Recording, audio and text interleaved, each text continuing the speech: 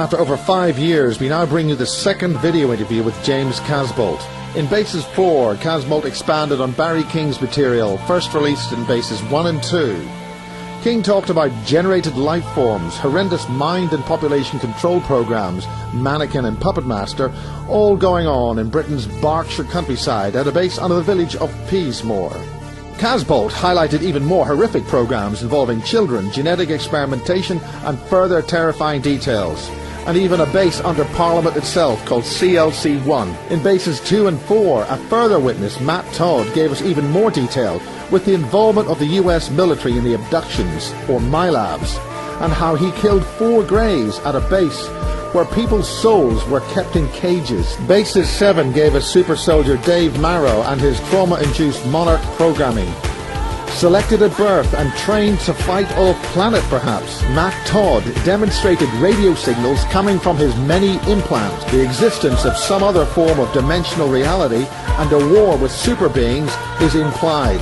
So now, in Bases 9, we present Michael Prince, aka James Casbolt. This time, the SS comes into focus and the nightmare continues.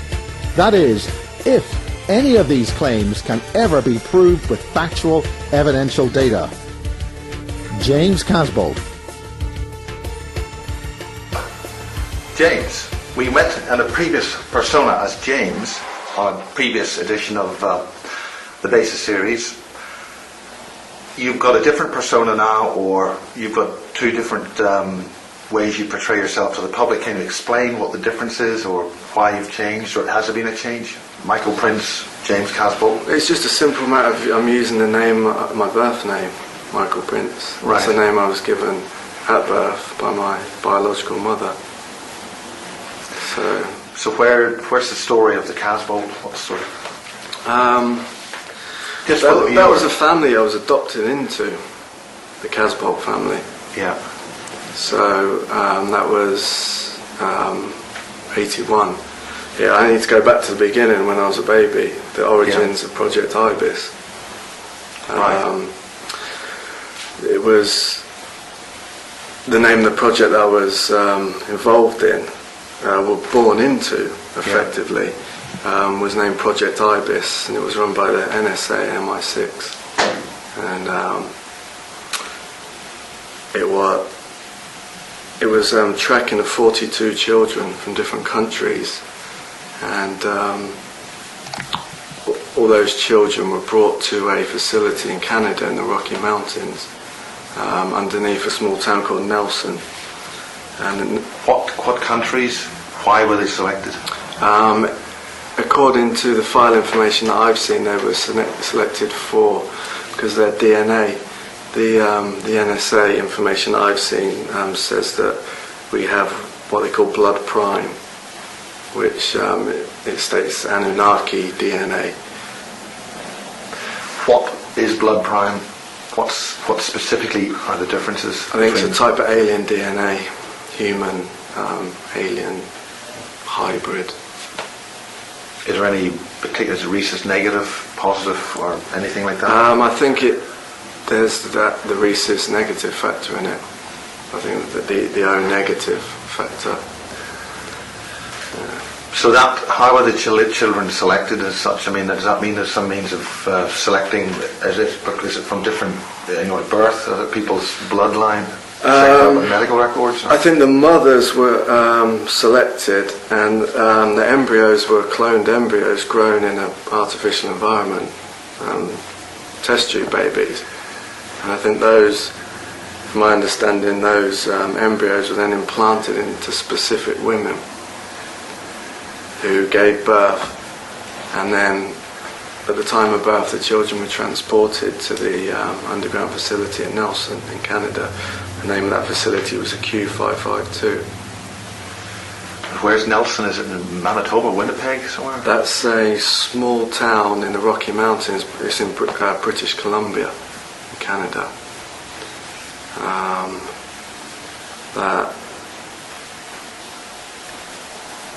So we were all taken there at the time of birth.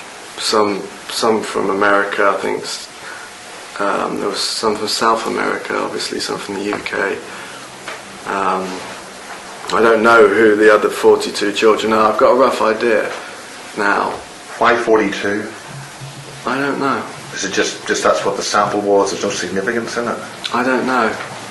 I'm sure there's significance in it somewhere, but I don't have that information.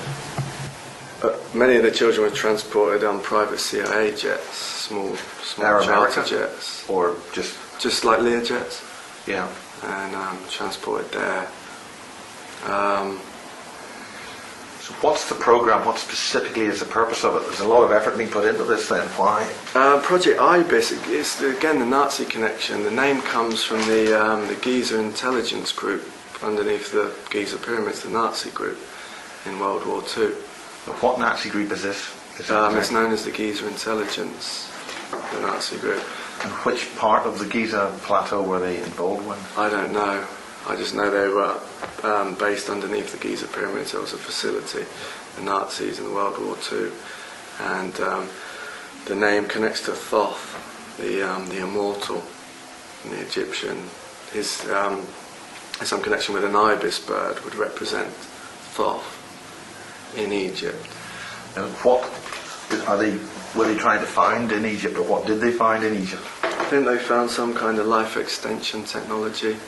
And this was effectively this was a major part of the IBIS program, was life extension, regeneration. Is there some kind of chamber that you could mention, or any particular area? Yeah, there's the emerald chambers. The emerald? Or the emerald rooms. But I think that's in more than one location. I'd rather not talk too much about the emerald rooms. I'd rather just focus. Because it's such a complex subject.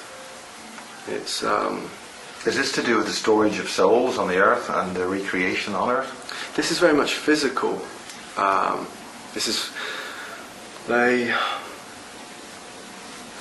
the Q552, we were being indoctrinated with Nazi principles, Germanic principles. Were you indoctrinated by Nazis? Yeah, it was Nazi. It wasn't just Nazis there, but there was a big Nazi presence. Some of the philosophies were indoctrinated with there. You see those philosophies in Germanic organisations to this day, like the Odinist Fellowship in this country. The philosophies are based around, obviously, the creation of an Uberman, a Superman. But they see life on Earth as a means to an end. They're not trying to get somewhere else. They're not trying to get to heaven or another planet. They want to become physically immortal in this body, on this Earth, and stay here. Now, we're also indoctrinated with the Germanic belief in endless warfare. That would be our reality. Once we stayed here physically, our reality would be endless warfare, and there'd be periods of rest. Purely to maybe reorganise the logistics, or? They talked about the 1,000-year Reich, 1,000 years of peace, which would be periods of rest in between the warfare, and then it would just be a continuous cycle. And that was effectively how they'd indoctrinated us to be assassins when we were older, so we could keep functioning. If we were concerned about the next hit and had anxiety about that, we wouldn't be able to carry it out and function. But if in our mindset, if we believed that we were designed for endless warfare and it would never stop, we would just accept that and be relaxed when we were involved in assassination. And what kind of assassinations or what kind of missions are we talking about here?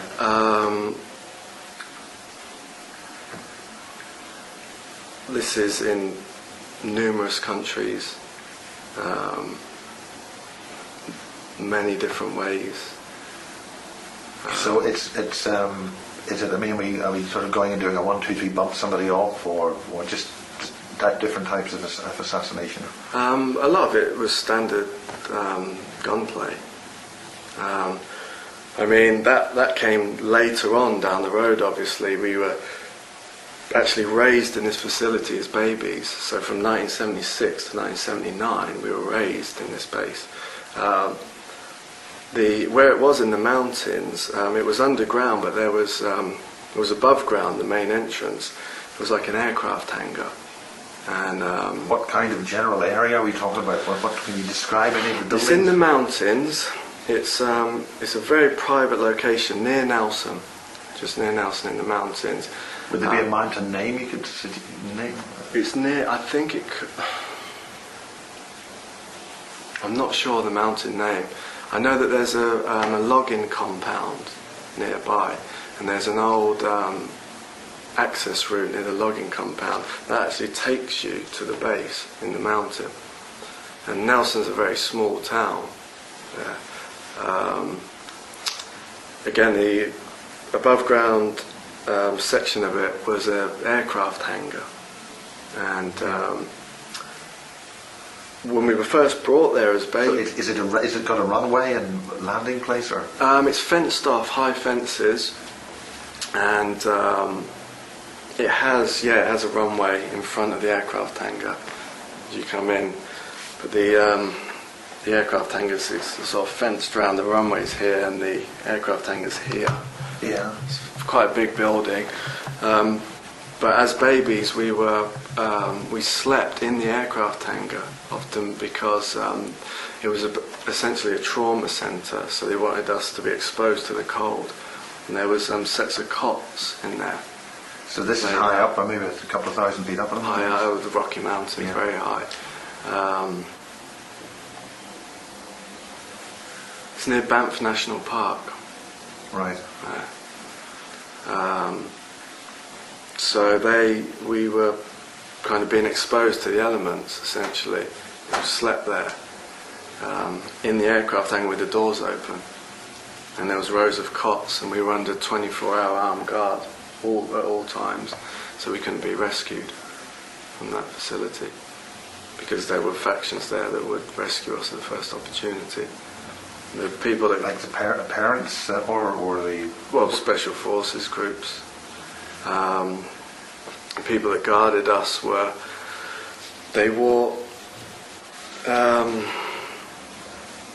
black uniforms, and they wore black masks, but sometimes they wore the ultra modern SS uniform. What's that? It's kind of like your standard SAS Black Ops uniform. Black boots, black trousers, black top, but it has chest plates and there's leather around the arms, and it has the SS double rune on the chest. The SS symbol, and so that's a modern uniform. When you're saying a modern uniform, you're talking about post World War II. Yeah, this is the modern SS uniform. Yeah. So getting back to this SS uniform, I think, what era are we talking about? In the 70s? This was 1976, and we were first taken there as babies. So that means that that's the SS wearing those uniforms in Canada. So they must have authority to do so. There was some kind of internal war going on in the military and in the intelligence community. So are you saying this is therefore a Nazi organisation that's doing this? Yeah. So by inference, it means that the connections with AL499 and the other places in the UK must be essentially under Nazi control, or is that NSA control? Well, this is it. You see, there's a big Nazi element within the NSA, because this was officially an NSA facility, the Q552 at Nelson. This was a NSA base, officially, the Q552 facility at Nelson. Now, there's a major Nazi element within the NSA. So that essentially is saying that the NSA is a Nazi organisation and a survivor organisation from World War II? Yeah, I'd say that's a fairly accurate statement. So de facto, World War II was won by the Nazis? I wouldn't say they won, but I wouldn't say they lost either. It survived there. It survived, yeah, in an underground fashion. if the NSA is essentially protecting the Nazis, or the Nazis are running the NSA, Yeah. is that what you're saying? I'd say that this faction is running MI6. Just to go off topic slightly before I carry on about what happened at the Q552, my main contact in MI6, he's a director of special operations, a man named Alfred Bonner. Is this your current contact, or was your contact? He's been my contact for years, and he's my current contact. I've carried out many assassinations under his instructions. So you're saying this publicly? Is this? He's not publicly known, but people can contact MI6 and ask to speak to Director Bonner. You can contact MI6 on the website and the phone number, and MI6 will admit they do have a Director Bonner there. So what is the function of telling us about this now? Are they inviting people to ask those questions, or do they want that information out? They want this information out. Alfred Bonner, he's from Bavaria, a German, effectively. You see him, very interesting looking man. Your classic Aryan giant. The guy's 6'6", looks about 52, huge guy, yeah, massive shoulders, very blonde hair, going almost white now because he's getting a bit older. Wears your classic MIB outfit, the fedora hat, that's his style of dress. Wears the fedora hat, black suit, piercing blue eyes, has a scar down his left side. That's from the officer class, from fighting? I'm not sure where he got the With scar. swords? This guy, amazing guy. It's a characteristic of German upper class is to have a scar. It's interesting. From sword fighting. It's interesting you say that. I didn't know that. Very interesting character. He from Bavaria, close friends with Henry Kissinger. Henry Kissinger also from Bavaria. Who seems to have an amazing ability to stay young and healthy, relatively speaking. Alfred Bonner was a director of security at Dulcie at the time of the Dulcie rescue. Now there's been a book published by Pilkington, I think it is. I could stand correcting, saying the whole Dulcie thing's a fraud. No, they've stuck bits on the mountains to make it look as if what's going on. No, Dulcie is real. Dulcie is 100% there. So, I mean, why do you think there'd be elements within MI5 publishing books saying this stuff's wrong and it's shadows and it's a fraud? I'm not really interested in the whole thing. Yeah. This is a recent book that's been published. I'm not really interested in all that. I know Dulcie's real. It's an important place for the New World Order. So, what's the function of Dulcie? I mean, we've heard that there's certain underground things in it which were released in the late 70s. Is there anything new about it? Is it current? I've got a friend in the CIA who works at Oak Ridge National Laboratories in Tennessee, and he often works down at Dulcie. He sent me pictures of the first level. I've got colour photographs. And it's not really, the first level isn't high tech. It's kind of just a damp old base, it's a bit run down, the first level.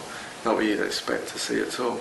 The old elevator shafts and things. Are you able to provide those pictures at all? Yeah, I can. I think they were released on Project Avalon a couple of years back. Right. I can show you those pictures. But when you go down the levels, it does get more advanced down there. It's essentially. Have you been down to those levels, or have you been shown them? There is connections with IBIS and Dulcie. Dulcie is essentially officially it's a psychiatry centre. When the employees walk around the facility, there's certain sections with people in like hospital rooms, with almost like prison rooms in a way, but not with bars, like plastic windows, thick plastic, and you have people there in hospital gowns and sitting on their beds, and the the briefing is that they're incurably insane, and that they're doing high-risk drug treatments on the insane. And it's actually a top-secret psychiatry facility. That's what they're first told when they go in there. So, and then they never come out? These people? Yeah. I think a lot of them don't come out. There's, as you go these particular hallways at Dulcie, these rooms in the corridor curved round, and every kind of 12 rooms you have an operating theatre. So these people are taken out as operating theatres. Yeah, and the Q552 facility in Canada, in Nelson, there was a lot of Nazi psychiatry and what's their conditioning function going on there. What sort of when you talk about conditioning? Well, for instance, at the facility they were, it was essentially a trauma centre. Now, they did a lot of conditioning with us with wild animals, and what they were doing there, they used Canadian wolves, they used snakes, they used cats, wild cats, tigers and things. They were giving us the attributes of wild animals. They were subjecting us to them for when we were older, for all-terrain warfare, jungle warfare, Arctic warfare. So we had the attributes of wild animals. How do you get the attribute of a wild animal? They used, they set up, I think it was the second level down at the Q552, they set up a kind of pen, 30 feet wide. They set up this pen, they put the babies in the pen, and they put wild animals in the pen. They might put snakes in there, or wolves. Only one type of animal at a time. They didn't mix the animals. There was always one type. Now this pen was very similar to a Skinner box they use in psychiatry. What's a Skinner box? A Skinner box is famous psychiatrist Skinner. I forget his first name. He designed this box, and they put babies in it, and they put animals in with the babies, and they were doing cognitive behaviour testing, how the babies would react to the animals. And they would, in this particular device, they put us in there, and they set up screens in the corners of the pen, and people's faces would be put on the screens, enlarged, and the faces would call us and get our attention. We'd look, and the faces would start talking to us, people, and then the faces would look like they were changing into half human, half whatever the animal was. So if it was a snake, if they were putting snakes in the pen, the person talking would start talking to us, and then his face would change into half human, half snake, lizard. And George Bush Sr. was the main handler of that particular facility, and his face would often come on the screen and talk to us, and he would do very much the reptile with the snakes. That would be his area. Was that something that was done on a recorded type of a level, or was it he did it personally? He was on the screen. I'm not sure if he was there sometimes physically, but I mean the guy travels all around the world to all different bases. He's a major programmer, so I don't know, he could have been on the other side of the world. And he would come on and Is this something that you experienced directly? I saw him. He used to talk to us, talk to me. And what age were you when this happened? This was 76. I was a baby. Yeah, and this carried on. I spent from 76 to 79 there, and grew up there. The Queen Mother as well. She was a programmer there. She would, her face would be flashed on the screen, but her speciality was wolves. Whenever they put the wolves in with us, she would come on, and she'd talk to us, and she would start to change into half woman, half wolf-like face on the screen. Was this done by some kind of electronic video effect, or? I don't know. I don't know. Can you name any other animals associated with different other people? The only ones I remember is George Brasina with snakes and the Queen Mother with wolves. The place was very dark. I'm still starting to. It's difficult to remember everything that happened there. It's still coming back in bits and pieces. I remember being put in the pen and this group of babies, and there were toys put in, and one of the babies took a toy off another baby, and the little baby turned around and hissed at the other child like a snake, and his face sort of went like a snake.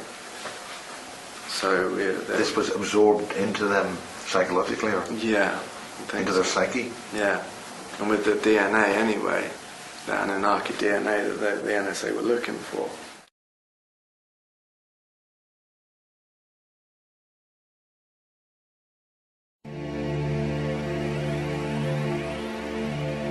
In part one, we heard how Michael Prince is the birth name for James Casbolt, and how he was taken to a base in Canada near the small mountain town of Nelson in British Columbia for cyborg enhancement as mind-controlled children selected by their specific blood types, on how they were exposed to the open cold night in a large aircraft-style hangar to sort out the men from the boys, just as in ancient Sparta, then guarded by Nazi SS troops in modern-type uniforms in the late 1970s. Michael sent this scan of one of his security clearances. However, in earlier images he sent claiming to be at the Dulce base, this could be anywhere, so if anyone really knows what these forms refer to, please contact megawatts at blueyonder.co.uk. Were you when this happened? This was 76. I was a baby. Yeah, and this carried on. I spent from 76 to 79 there, and grew up there. The Queen Mother as well. She was a programmer there. She would her face would be flashed on the screen, but her speciality was wolves. Whenever they put the wolves in with us, she would come on. And she'd talk to us, and she would start to change into half woman, half wolf-like face on the screen. Was this done by some kind of electronic video effect, or? I don't know. I don't know. Can you name any other animals associated with different other people? The only ones I remember is George Brasina with snakes and the Queen Mother with wolves. The place was very dark. I'm still starting to. It's difficult to remember everything that happened there. It's still coming back in bits and pieces. I remember being put in the pen and this group of babies, and there were toys put in, and one of the babies took a toy off another baby, and the little baby turned around and hissed at the other child like a snake, and his face sort of went like a snake. So this was absorbed into them psychologically, or? Yeah, into their psyche? Yeah, and with the DNA anyway, the Anunnaki DNA that the NSA were looking for. So explain who these Anunnaki are. I mean, there's lots of different versions or different things about the Anunnaki. What is this kind of Anunnaki, or precisely? That term's bandied around a lot. Our group was the Germanic roots, Aryan roots, which I would say connects to Aldebaran in the Pleiades. So I think Anunnaki, is a Sumerian word that just means visitors from the stars or something like that. So I think in our particular group, our heritage was, we discussed this before in the last interview, I think, It goes back to France, Germany, Bavaria, Greece, in the Middle East. Goes back, and to Egypt, to the definitely Giza? Connections with Egypt. Yeah, the tribe of Dan in Kaish. Yeah, definitely. So that's this is a white race, a white Germanic, Aryan race. And I don't mean just blonde hair. So we were being conditioned every day, and into what function? Assassins, mainly. Assassins. There was there's psychic things, remote viewing, and that. But it's mainly assassins. Physical soldiers. This is why they wanted the all-terrain attributes. So just basic soldiering? Not basic soldiering. Specific operations. Such as? Crash retrieval, hunting, tracking aliens. What kind of crash retrieval? Ships that were shot down from alien creatures. So you were specifically dealing with the crashed retrieval of non-human craft? Yeah, that came later. There was many of them. Tracking alien entities through jungle terrain, desert terrains. Almost smelling them. Almost picking up this scent like a Even wolf. though to the average person these aliens would appear human, would you? There was all different types. We tracked all different types. There was a wolf type of being, bipedal, humanoid wolf, that like a Bigfoot. So we tracked those creatures. We tracked those. Were they people indigenous to Earth, or were they walk-ins like through the next dimensional? Or no, these were physical creatures that physically travelled in ships. There was a landing zone in. There was an NSA facility on the island of Penang. Dense, the Looking Glass facility. Dense jungle coverage. Regular physical landings. Ships would come down there. Some of these wolf beings. Did you ever see the ships? Or Yeah, I saw the ships. That came later in the early 80s. If I just can stick to this, what happened in Canada. So we're being conditioned there, and essentially being tortured. It was a trauma centre. So how did the conditioning function? What happened when you were conditioned? What was done? Well, they terrorise us. I remember the guards, these SS uniform guys, would they brought a huge snake into the pen one day, and I think this was some kind of anaconda from South America. It took like 3 or 4 of them to carry it in. This was huge. And they put that in, and I remember a young girl there was involved in the program, something about 18 years old, and they fed someone to the snake in front of us. Alive? Yeah. It's difficult for me to look at the memory and look at the person, but I know someone was. In the same way that we'd feed live rats to snakes. Yeah. Or live mice. Yeah. And what was the function of this? I think they would break us down, terrorise us, to control us. I saw a lot of that stuff. I saw a lot of people, and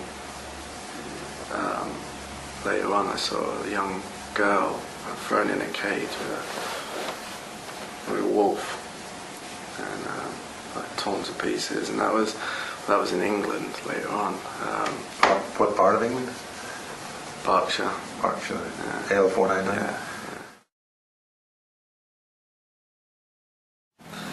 Yeah. We had to be under armed guard 24 hours a day at the Q552 because it was there was groups apparently that wanted to rescue us from that, because there's not, if you... How did you know about that? Did you find out that? Found out later. Yeah. So they're definitely not all powerful or anything like that. It wasn't like impenetrable facility. You know, a lot of these facilities aren't. You can get in them if you really want. Yeah. And boss people out if you really want. We got to 1979 now, and we'd been raised there for those years between 76 and 79, and we were all put in SUVs, convoy of them, to be driven down to another base in America, Dulce, Mexico. Yeah, being driven, transported down to there in a convoy, and I remember we hadn't got that far out of the base. I think we were still in the mountains, and a helicopter seemed to come out of nowhere. Small special forces group came out, and there was a shootout, and some of the guards shot the children. Some of the SS guards shot the children before they could be rescued. Some of the children, but most of us were rescued, and we were brought to a building in Toronto,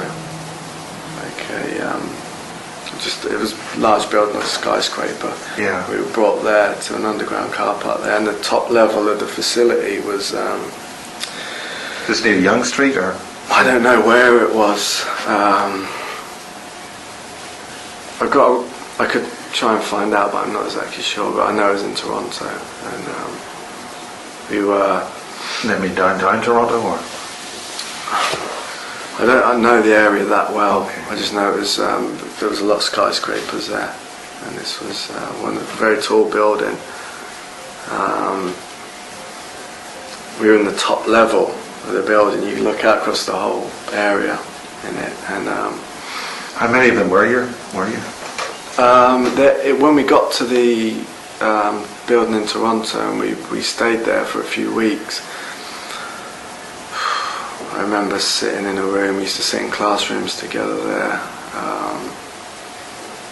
15, 20 of us. Yeah, about that. So the group that rescued us were based around Com 12 in Majestic.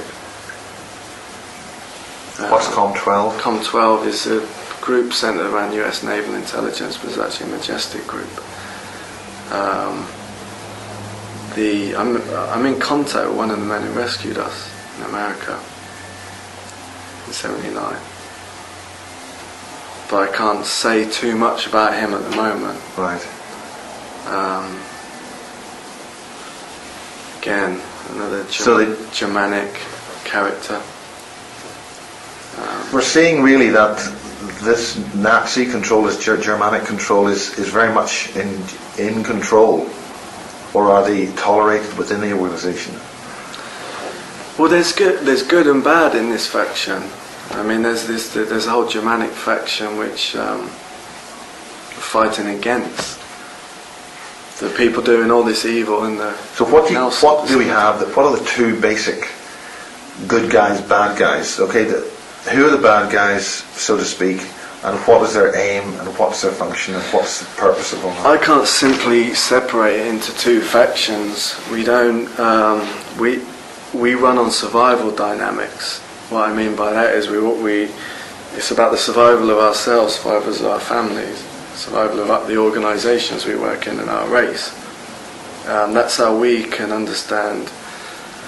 We don't believe in good or bad. So ultimately, the good and bad side is essentially you're surviving. It's us surviving, but then it's not just us surviving. We work on all the survival dynamics. Whereas if a person is abusing children, they're working against the survival dynamics. They're our enemy. Right. So this is how we can operate. But we have to have lines and boundaries, or else we won't know who's who, and we won't feel righteous and justified to take military action, which we do on a regular basis. We went through operations there. There were surgeons there, and what was the function of those? Because the surgeons cut us open and found cybernetics inside us. So at the Q552, they'd slowly been cybernating us with surgery. And essentially creating a cyborg soldier. Now, the surgeons at the place in Toronto, they cut us open, and apparently they were like, what a mess, you know, this is, and they were thinking about trying to remove it, but then it turned out that this technology would integrate it into us. It couldn't be removed. It was actually a natural part of our bodies now. Is this detectable in any way? I'm sure it is. You know? So are you saying that we could somehow, if we booked the relevant place, we could check out your cyborgs? If you went to one of those scanners in at the airports, would they see it? The new scanners. Yeah, that's interesting. Apparently, the bone is a type of metal that I'm not a scientist, but it's something to do with being off the periodical chart. It's not a metal that's known to man, so it won't set off standard metal detectors. I've been told the closest thing we can compare it to on this planet is a mixture of gold and diamond. It's extremely hard.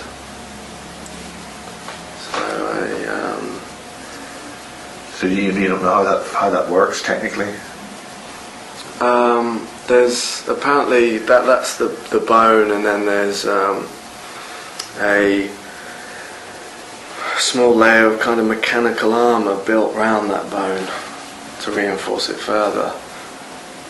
And is it sort of grown around it? Apparently that is put in by some, it's nanotechnology, the small layer of mechanical armour around the bone. The bone itself is apparently metal, this type of metal, and it's built with nanotechnology. Apparently they put some like worms or something in you, metallic worms, and they lay eggs, something like that, and it builds it.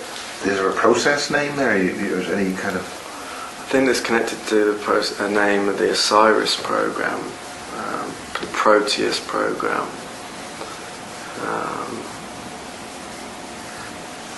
Right.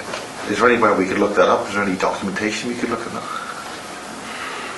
Not really. No. I mean, I've got information from NSA databases, but it's not documentation. Yeah. So it's stuff you could look up on the internet as such. This stuff's never been talked about. Again, they're slowly cybernating these soldiers. What's the program name involved with that, or where is it happening? How's it happening in other facilities? It's the umbrella project of IBIS, with numerous projects in that umbrella, including Mannequin.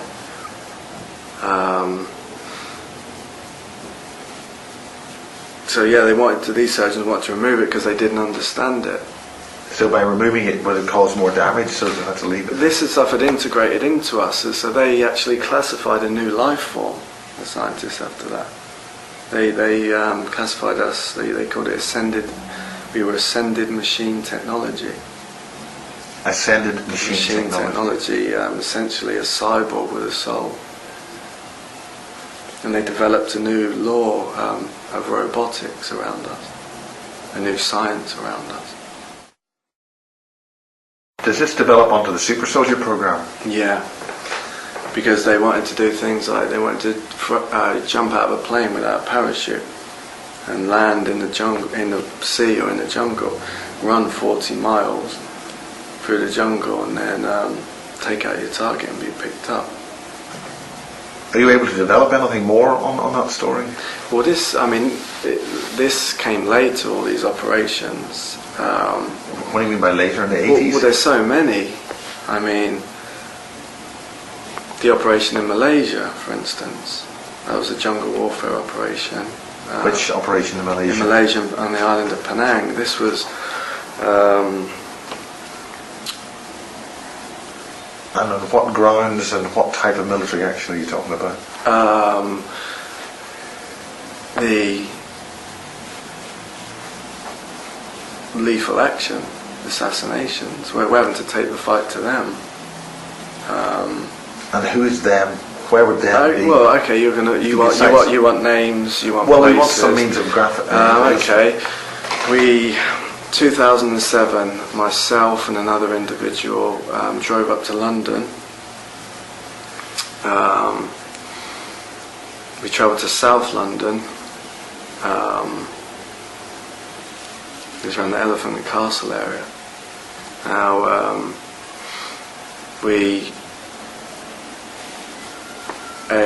an SUV pulled up with MI6 operatives in that. We were given a briefcase. The briefcase had the pistol that I've used for years for assassinations, which is a 9mm Smith & Wesson with a pearl handle, and there's a symbol of a black dragon on the handle. And I call that gun Drago. And we were given that briefcase with that pistol. There were these small devices in there, cubes, which kind of artifact. They're very old pieces of hardware.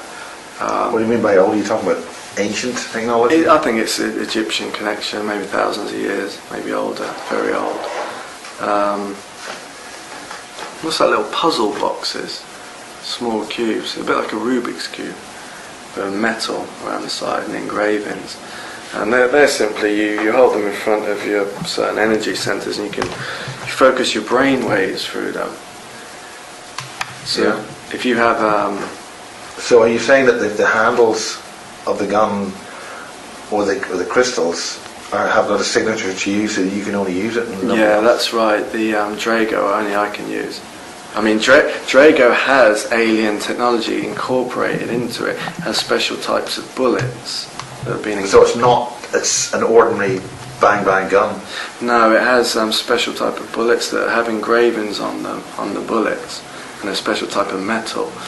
Because when you so you are shooting a different type of being. If you're not just shooting an ordinary person then? If you're going to shoot an enhanced soldier or intelligence operative, a Glock 17 is not going to do it. I mean, there's the chest plate's reinforced, the slug won't go through it, or the organs are protected. So is the bullet essentially going to form a nanotechnology on it that breaks the structure of whatever it's hitting? I think so, and there's some occult aspect to this with the engravings on. They're apparently these bullets are blessed, but it's something to do with the Vatican.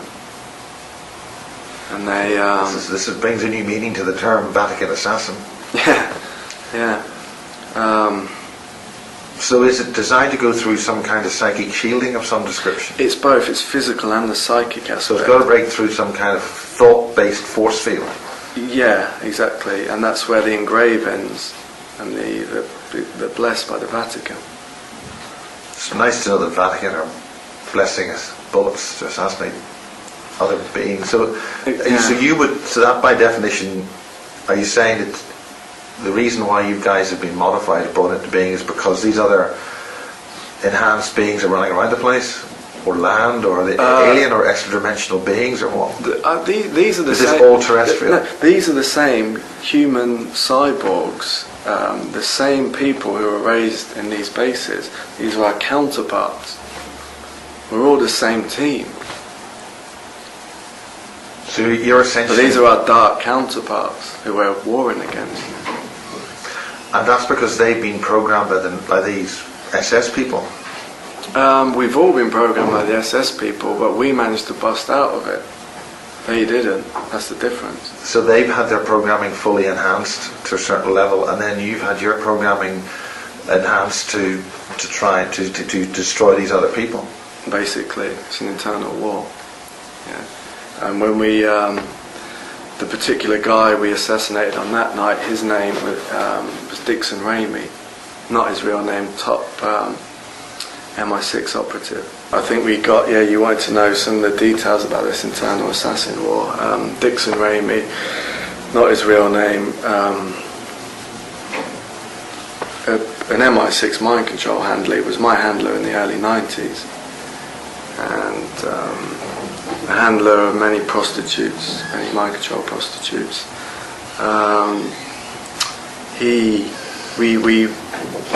We arrived at his house in South London, myself and another man, and I walked up the pathway, knocked on the door. A woman answered it, prostitute, MI6 prostitute who was living with at the time, and I used a cube to control her. And Can you describe these cubes? Are the size of Rubik's cubes? a bit bigger than a Rubik's cube. That's quite big. Yeah. You just hold it in front of this energy center here. Just hold it, simple, and then you just talk to them. It's because it connects with the cranial implant. So you just say, okay, let me in. Sit in the front room, sit down on the sofa. He was in the Where do you store a cube like that? So? Well, you hold it in front of you, like that with two hands. Yeah. Like that. And it's just a matter of talking, giving commands. And sit on the sofa. Raimi was in the toilet at the time. The cube had already started to make him submissive when I was in the house. So he just came out the toilet in half trance anyway. I just told him to go upstairs and wait in the bedroom. And he just went upstairs and just sat on the bed and waited for me. And he had a bar there in the front room. And I got the woman to sit down. I got her to pour us a drink. We sat down, and we were looking for pearls. Well, when I say pearls, it's an NSA code name for a suitcase nuclear weapon. He'd stolen the suitcase nuke, and It's a bit careless of him. well, that's what got him shot. And You then shot him. so I interrogated the woman about the location. Turns out that this thing's on a boat, a certain boat in a certain location. Once I'd got the location of the pearl, the suitcase nuke. Is this on the River Thames? No, it was in an ocean, on a boat, on a yacht. But I won't give the names of the place in the yacht. I had a little radio. I called my associate in, and we went upstairs, and he put a pillowcase over Raimi's head, and then I shot him in the face 7 times. With the pistol. With the pistol, with the special bullets? Yeah. Is that because he needed the special bullets? Or was it just that was my MO, Miles. Several shots to the face on many targets. That was. Is that to disable the brain functions if, in event of it being a Manchurian, it could continue functioning with one shot to maybe the other part of the body? They don't want them to regenerate, and also they want to destroy the evidence of the cranial implant. Yeah, they have to destroy the... For the autopsy, in case the autopsy went into hands that they can't control. What is your primary function now in talking now? I'm still active. What's the main thing you want to get across then? What's your... People need to know this, what's happening. They need to give themselves a chance. Because things What do you mean by giving themselves a chance? Well, things are going to speed up and increase. This war's underground now, but it's going to burst onto the surface. It's going to burst into the streets, which it already is, but that's going to... Can you suggest any indications which would illustrate that things are bursting into the streets? I won't give any examples now, but people know what I mean in the next few years, and we just want to give people a chance. I mean, there are suggestions that we've all been told that we've been programmed or led to believe that 2012 is happening. There's going to be catastrophic events. So there's a whole pile of major global catastrophic events being programmed by the so-called Illuminati to illustrate this is the end of the world and bang, bang, bang, we're all going to die. The Japanese earthquake that happened recently. Is that an example of that earthquake? Some people have suggested it was it was triggered artificially, or is that the kind of thing you're talking about?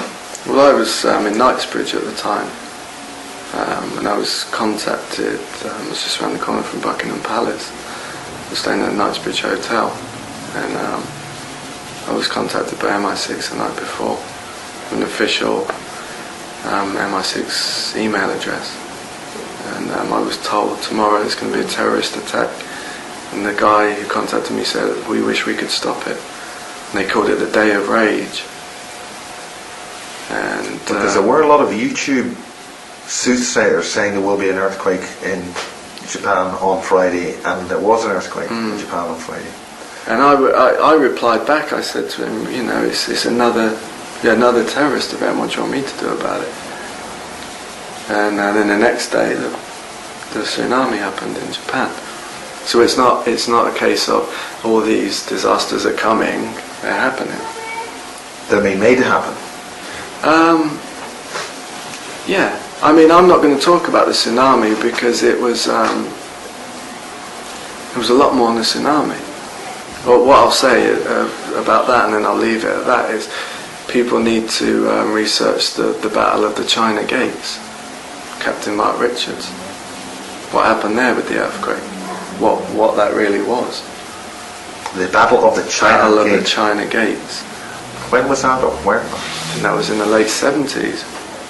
And then the earthquake there in China killed a huge amount of people. Well, that's all I'll say about that. I've given the name, people can research that themselves. Captain Mark Richards, Joanne Richards.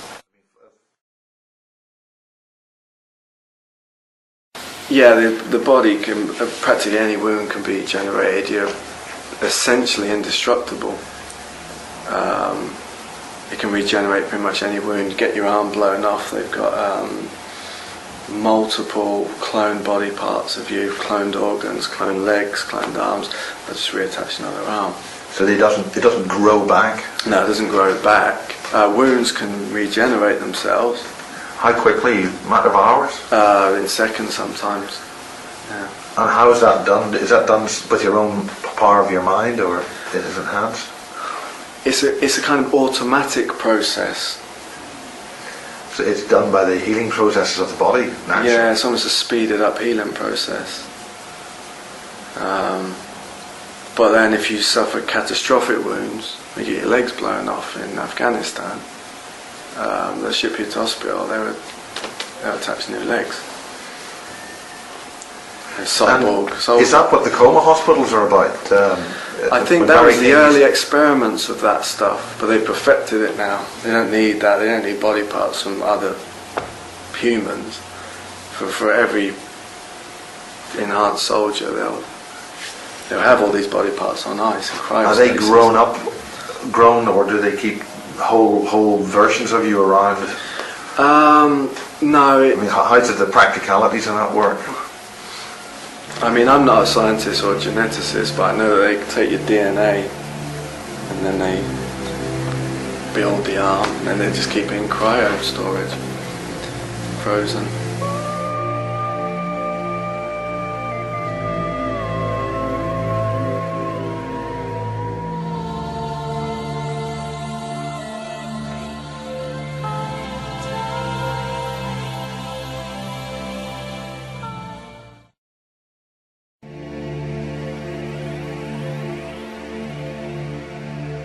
In part 2, Prince described in 1979 how he survived the rescue of enhanced cyber children as they were in convoy from the Canadian Nelson base, and then being taken to Toronto, where MI6 took charge. On active service in 2007, at a location near the Elephant and Castle area in London, he described assassinating an enhanced soldier who had stolen a suitcased nuclear bomb, or Pearl, and shooting him 7 times in the head with his 9mm Smith & Wesson pistol to destroy the cyber enhancements in the victim's skull. He described how this was done using a strange small cube of ET or ancient origin which was able to control the victim. So for more claims and details, back to Michael Prince in the Bases 9 interview 2011. That was on the island of Penang in Malaysia. Malaysia. There's a NSA facility on the island there. It's a looking glass facility. What's a looking glass facility? They use looking glass technology there. Piece of hardware. Project Looking Glass remote viewing thing, or it's a piece of hardware, looking glass. It looks. I got a photograph of it. And, is it the set of glass structures, or why is it? It's almost like a gold-coloured metallic cannon with coils on the back of it, and they run mercury through the coils, and it opens up portals. They can look into different timelines with it on a video screen. Is it human-derived technology, or? I don't think so. No, I'd say it's alien-derived. I'm not 100% sure. Right. I'm not 100% sure where it comes from. But I mean, this particular event would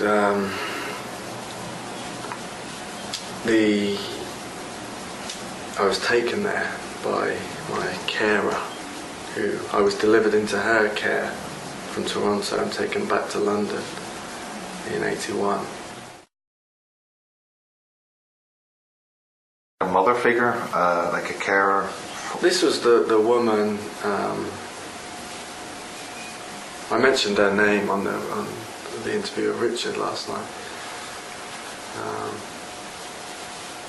Kate Casbolt. Kate Casbolt, Yeah. right, okay. Yeah. Which is where you get your persona, James Casbolt? Yeah, not my biological mother. Yeah. I mean, we've discussed this, Yes. Kate and I. There's connections with MI6 with her, definitely. So she's essentially there to keep you happy and healthy and in a sort of a normal way? Yeah, kind of. It was complicated because there was... Like a foster mother? Or? Yeah, but then her husband before '81, Peter Casbolt, he was the MI6 agent who was involved in the drug trafficking operations. I mean, I've seen some of his file data from MI6. And he's the guy who got killed, is that right? He died in Doncaster prison in 2003. He was serving 6 months for possession of false passports. And this was in conjunction with his function as in MI6, but why did they let it go through, or was it? Was he operating freelance, so to speak? He would sometimes operate freelance. He'd take drugs from the shipments to sell on the side, and it isn't a drug. So he extended his brief? Yeah. And they didn't like that? Yeah. And there was also, I don't know, that's the reason why he died. There's something going on that I need was to he get bumped to off the in prison bottom of. because people knew he was an agent then? I'm pretty sure he was bumped off. He was, his file data talks about him being involved in remote viewing programs for the NSA, a program called Albright and Clear. Albright? Albrighton, because it was based in Hove and Brighton. All right. And there was an NSA remote viewing program run from Brighton. Albright and Clear it was called. And I was given his identification number for that program. So he is MI6. The guy who raised me for a few years in Berkshire and Reading, Neil Pettit, he was never married to Kate Casbolt. They were never married, but they were together for a number. What's his name again? Neil Pettit. He worked just near Peasmore, Hermitage in Newbury. Yeah. He was a director of an aluminium company there, a big major company. It was a warehouse called Hymets. It's called Service Metals now. And he had defence contracts with the MOD. He worked underground at RAF Welford. Can you describe more about Welford? Is it just there for nuclear weapons storage, or I'm not too sure about Welford. I know he worked under there. He worked underground at Boscombe Down too, and there was some sinister aspects of the company. There was some kind of child pornography trade, video trade going on within the company. Is that connected with the ritual child abuse, trauma-induced I'd say that it's connected with the underground facilities. I remember when I was a kid in Reading in Berkshire, found some videos underneath his dresser, and it showed. I put it on. It showed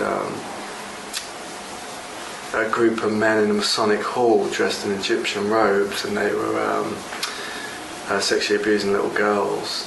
On that particular video, it was a child pornography thing. Because I was being sexually abused by Neil regularly. He was multi-generational incest.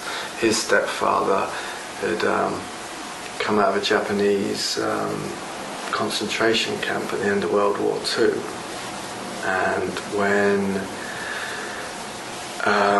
his name was Jim Murch. Now, when he came back to Berkshire, he started to straight away sexually abuse Neil and his sister, and there was satanic ritual elements of it where he'd kill the animals in front of them. I remember Neil always, because Neil was an alcoholic as well because of all this, and he used to get drunk and sit me down to always tell me the same stories when he was drunk. He used to always tell me about how when Jim took him and his sister out to go and killed the rabbits in front of them, killed the pet rabbits in front of them, cut their throats. And he used to say to me, do you know what a paedophile is? And I was young, I'm not sure, and he said, if I saw you in the pub and you told me you were a paedophile, I'd punch you straight in the face. He used to say things like that, but then when he used to get drunk, he'd go into blackout, then he'd come in my room and start sexually abusing me. And I think it was a kind of valence, whereas he was acting out what was done to him in a really drunken state.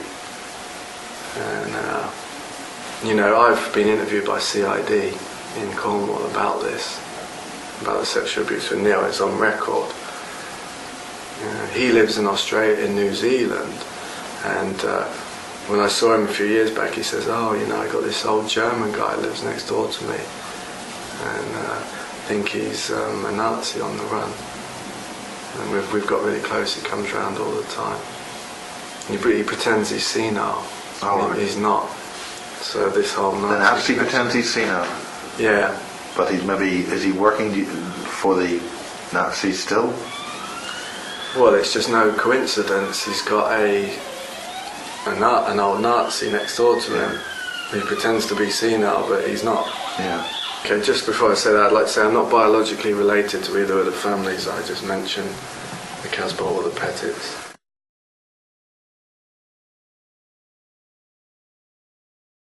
I was taken to Malaysia by Kate Casbolt, the island of Penang, and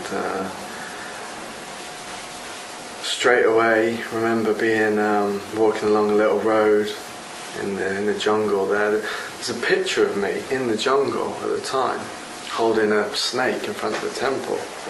That was put on Project Avalon, and I just remember we were taken off the road by an army jeep and driven down a windy road in the jungle to a facility, fence facility, went in and separated from Kate Casbolt, taken underground in a lift, and there was kind of some command centre there, just a series of computer operators and their desks, and taken by an American military officer and shown video footage. I think it was some kind of satellite video footage, and I'd honed in something to do with remote viewers too, and it showed a alien creature in the jungle, a type of bipedal wolf, almost like a small Bigfoot, but wearing almost a brown robe with a belt around it, with some kind of hardware around the belt, and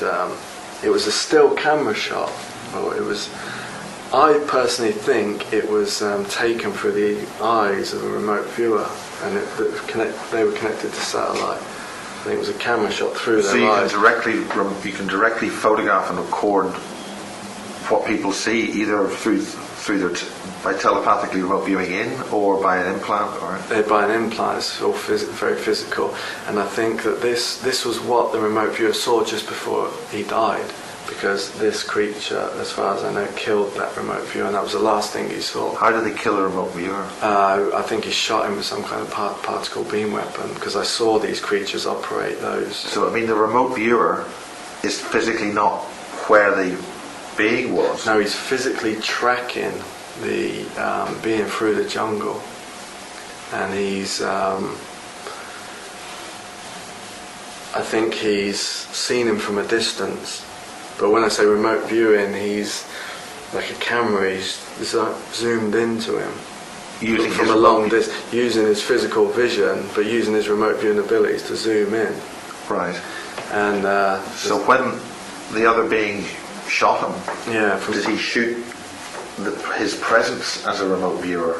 Did he see like an orb or something? How does he see something? No, he's physically there. The soldier's physically in the jungle, tracking this creature through the jungle, but the creature's at a distance far away.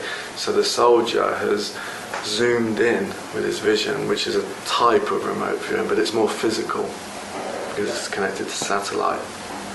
But then how's he shot if he's so far away? Because the creature on the still shot that I was showing on the screen, the creature turned around like that and has looked. So, from my understanding, the creature had seen him and then, like a sniper, shot him from long range with these particle beam devices that they use. So I was shown that, and I was the creature growled at the same time, and that was picked up, the sound. And below the still shot, there was a sound wave of the growl. And the military officers used the word gruff. I'm not exactly sure what that meant. A gruff? Gruff, just gruff. G-R-U-F-F. Gruff. And they played the sound wave to me under the screen, which is the growl. And they played it to me once, and then they said, focus on it. And then they played it to me again. They played it about 3 or 4 times, and each time was picking up the energy signature of the creature. What do you mean by the energy signature of the creature? A lot of it's to do with scent. I was Yeah. picking up its scent, but by hearing it, I could smell it. So that would help you track it. Yeah, and this is where it comes into the conditioning we went through with the animals back in Canada. So then, bring us to where the event happened. So I was taken out again above ground, put in there was a 2-jeep convoy, soldiers in it, there was a woman in the front, and we were driven through the jungle it was like a path in the jungle basically, and we got out and we trekked through the jungle for hours. I mean, I was only a little kid, and after a couple of hours we stopped for a rest in this clearing in the jungle. It was like almost like the pathway was turned into almost a crossroads, like one path coming this way, one path there, like a crossroads. And we'd just stopped to have a drink and have a rest, and I'd picked something up in the trees, and What do you mean by picked it up? Sensed it? I smelt it. But it's more than just smell. It's like you can see smells. I picked something up in the trees, and I looked up and I saw it in the tree. We were supposed to be tracking it, but it had been following us. It already knew you were coming? Yeah, and it was there. It was in the tree, and I shouted up to one of the soldiers. I said, "It's up there," and this is where the abilities of these soldiers comes in. This was the first time I saw the abilities of them. And this was later I would have the same abilities. The moment I saw it and it knew that I'd seen it, it kind of went upright like that, and it shot some beam out towards me. It was almost like it made the air like swish, like a rotation like that. I just felt the swish, like this rotation sort of coming towards me. But it was like metallic, but it glowed. The air? No, the thing that it shot. Yeah. This particle beam or whatever it was. You could feel, it was so powerful, you could feel the air moving. As it came towards you, and it was swiveling as it came through. but it was so fast when my senses picked it up, and just before it hit me, one of the soldiers somehow projected some force field around my body. And so this is a relatively slow... No, it's very fast. This happened all in a split second. I'm not sure. It's almost like time slows down. And it all happened in a split second, but the soldier was able to project a force field around my body before it hit me. So he'd already projected this to you? Yeah. As soon as you said where it was? As soon as I clocked him, bang, he shot, he fired in the tree. So this is a protection mechanism? The soldier projected a force field around like an egg. It was almost like water. And then boom, it didn't hurt me at all. Didn't even. And then it all happened so fast. And then I seen another soldier. He's up in the. We were standing here, and he's up in the tree here on the left hand side. I seen another soldier, like in a split second, he's there. He's like a cat. He's run to the tree, and he's scaled up the tree. He's run up the tree like a cat. Yeah. Like an animal. He's actually run up this big high tree. And Is this like a palm tree or some kind of leafy tree or with lots of branches? Or... He had quite a thick trunk. Enough, it was bigger than his body. Yeah. Maybe 1.5, twice the size of his body. And he's standing there. It wasn't the soldier that projected the force field, it was a different one standing behind him, and he's there. He's in a split second like a cat. He's at the base of the tree. And like I say, then he's running up the tree, scaling up the tree like a cat. And he gets to the top of the tree, and he's like perched on top of the tree in the branch. He's perched like a bird or something, like squatted on the branch. Like looking up, and his back is like expanded outwards. He's almost like pulled energy up, like from his centre, and he's like, boom, and his back's boom popped out. What popped out? His back, the muscles in his back have popped out. Yeah. Like bulging out of his top. Like, and he's perched in the tree, and this thing has either jumped from this tree to the next tree, or he's some sort of teleported to the next tree, to the next branch. He's just gone woof, just... Yeah, but it's like he launched himself, but then you don't see him flying through the air. He sort of launched himself off the branch, and then he's like, poof, he appeared. He does the same thing. He chases him into the next tree, and he like sort of launches himself off the branch, but again, he's sort of teleportation. He just appears in the next tree, and then the creature's like boom to the next tree. They're chasing each other through the trees. The creature and the soldier. I mean, it's amazing to watch. And after a while, they obviously disappeared. You can't see them anymore. And one of the operators had a type of laptop computer, and he wanted. This was like really, he got it quickly next to me, and he wanted me to tune in. I shut my eyes, and I could see a screen in my mind's eye, and I could see the creature's a red dot on the screen moving forward. So is he following the creature, or is he following his compatriot following the creature? The guy in the tree is chasing the creature through the tree. But is the red dot the actual creature? The red dot is the creature. This is some kind of satellite remote viewing thing, link up. And the red dot in my mind's eye is like a map. Is the creature moving in a certain direction, and the soldier following him is a green dot, following him in the same direction. And on the screen, on the laptop with the soldier next to me, what I'm seeing, the picture, the map, is on the screen. So he's tracking it, and he's reporting back to the base. Were there more red dots? Yeah, well, this is it. The other soldiers that were with us started running after them on the ground with their guns. They didn't have the ability to do all this tree climbing thing. They run through, and I saw them as a series of green dots as well, following behind the first soldier, not as fast. In other words, he had backup. Yeah, They were going through, and then I saw another dot moving in, a bigger one. A red dot or a green dot? I think this was a purple dot, a bigger one. And I said to the operator next to me, I said, he's calling in his ship. So he's calling in his ship. And in other words, one of ours. No, the creature was calling in his ship to escape because he was being pursued. And then the operator got on the radio and said something about air support, calling in air support.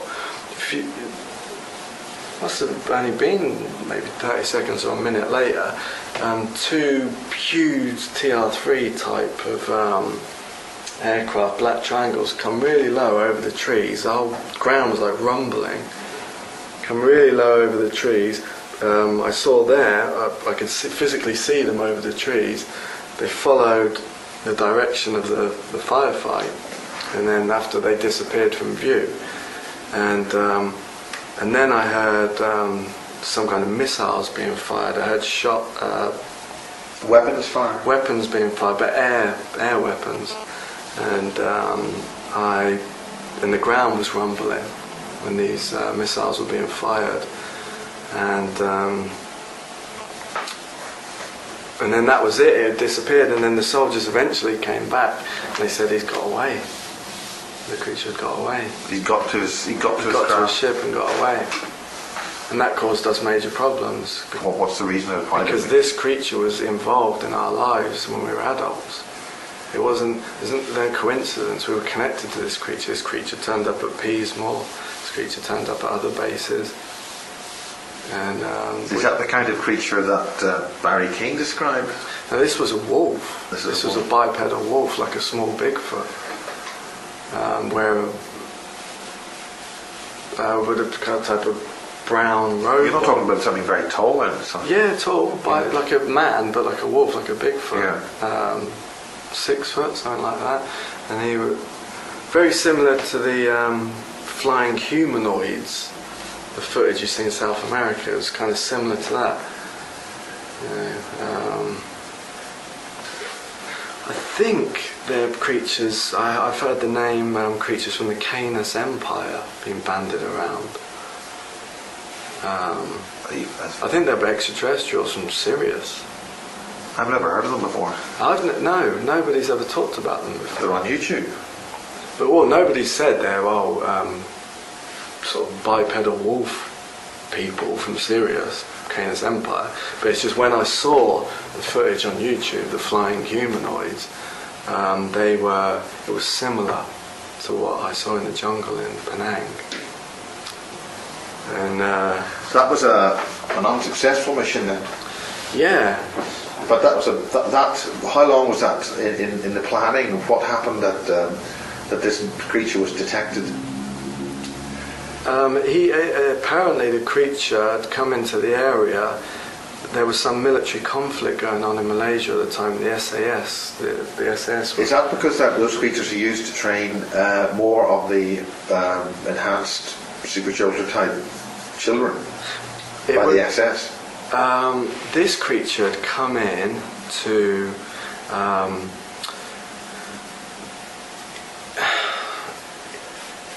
it was somehow learning about human emotions. It was learning from the conflict of the soldiers killing each other in the area. There was something to do. There was some military conflict between the SAS on the border of Malaysia and Thailand at the time. And so this is a conflict that we could look up? Yeah, it was an official conflict, an official war. And the creature had come in, it was learning about the human emotions, it was studying the conflict, and it was almost feeding, when the soldiers were killing each other in the jungle, it was almost feeding off their energy, almost in a sexual way, feeding off the death and the fear and the hate. So it's very nasty. So creature. Then that would be useful for reprogramming or programming more super soldiers or more enhanced soldiers? Well, the creature turned up at Peasmore and was used in the programming. So it turned up at Peasmore before or after? This was years later. Yeah. Oh, years later? This years later, yeah. It came back to the planet. I mean, it might never have left the planet. So why were we trying to pursue it, to kill it? Or were we trying to kill it? Were you trying to kill it? I think they were trying to kill it. But then why would it then come back in and say hello? Because it obviously escaped, and then it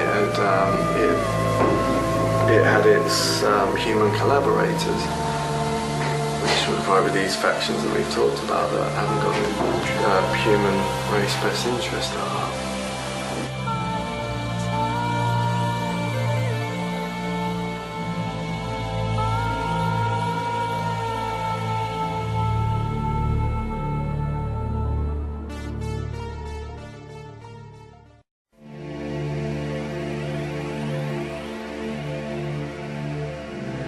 In part 3, Michael Prince claimed the Looking Glass project was a piece of hardware involving mercury. It allowed operators to open portals into different timelines.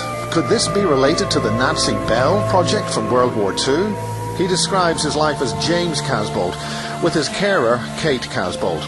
This gave a background to life as James and his stepfather, who died in prison in 2003. The MI6 connection is further enhanced. A complex, sickening family arrangement involving child abuse, satanic rituals is familiar territory in this dark tale of mind control, the Nazi SS in the modern age, and an alien human war. While a young child in 1982, his service on an active mission in Penang, Malaysia is described. The pursuit of a humanoid bipedal wolf-type alien is described. In this final section, Prince's missions in Brazil and an active mission involving Dave Marrow, who we saw in Basis 7, and a shoot-down of a strange octoform alien creature's craft in St. Ives in Cornwall in March 2011.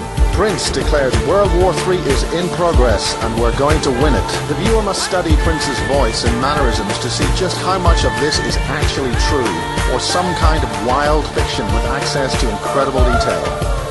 With more to follow from Casbolt's colleague, the Grid Keeper, and Barry King, we now bring you Michael Prince in part 4.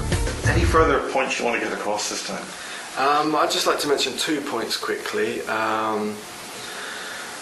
After that, I was transferred to a facility in South America, Manaus, near Brazil. This was actually a facility in the Andes Mountains, big underground city. And that was another NSA facility, codenamed Plume. And George Bush Sr. was there again. Was that when he was president? This was... Or as vice president? This was 83, 84, mid-80s. Yeah, work it out. Manaus, Brazil, facility codenamed Plume, and in the Andes Mountains. And that was a Nazi training facility. That we were trained in a huge hall there. There were groups of children divided into 15, 20 there. A huge hall. Some of them would be doing wall climbing, some of them were shooting martial arts. And the hall had 2 Nazi banners near the door, one on each side, swastikas. And Dr. Green was there, because Project IBIS was started in 1972 at Tavistock Institute, and Dr. Green was one of the people that started it, and Joseph Mengele from Auschwitz. He was at Plume. Joseph Mengele, he programmed us. George Bush Sr. programmed us. We did operations there. George Bush Sr. actually gave us medals there for that facility. We all lined up in the pin. Is that where the Nazis, Brazil or that part of South America is meant to be known for where the Nazis went after World War II? This was Manaus. Manaus. Yeah. And the second point is we mentioned that there's a big cloning aspect of this. A couple of years back, 2008 it was, a close friend of mine, driving along the motorway in Worthing, and a car pulls up behind him, starts flashing its lights, and there's 2 guys in there. One of the guys is going like that for him to pull over.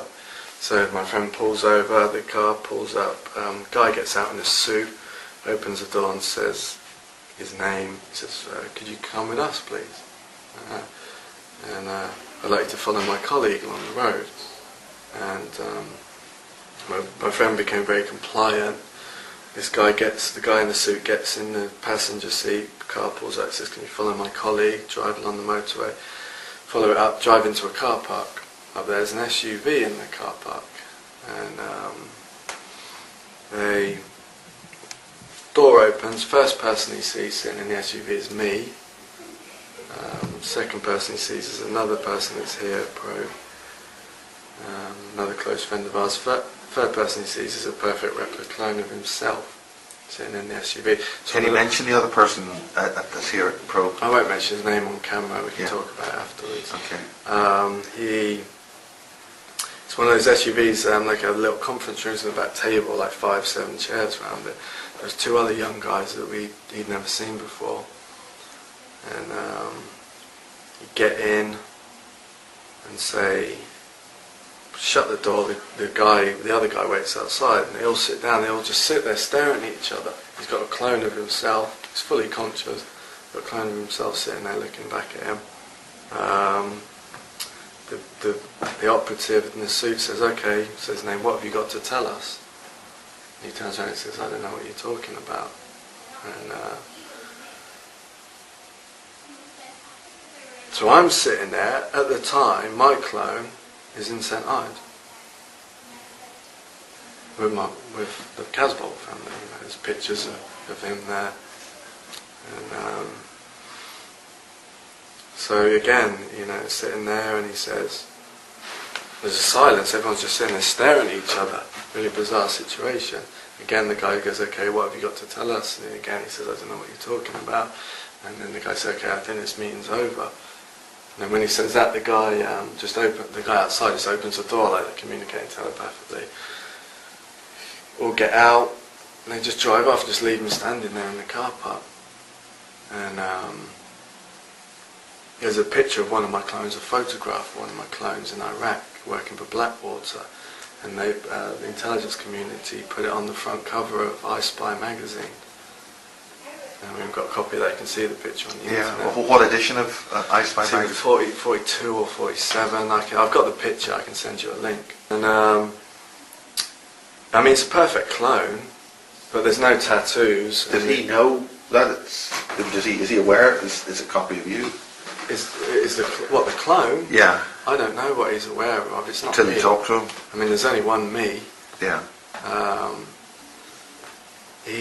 But that's there on the front cover. There's also some crash retrieval video footage taken in Chichester.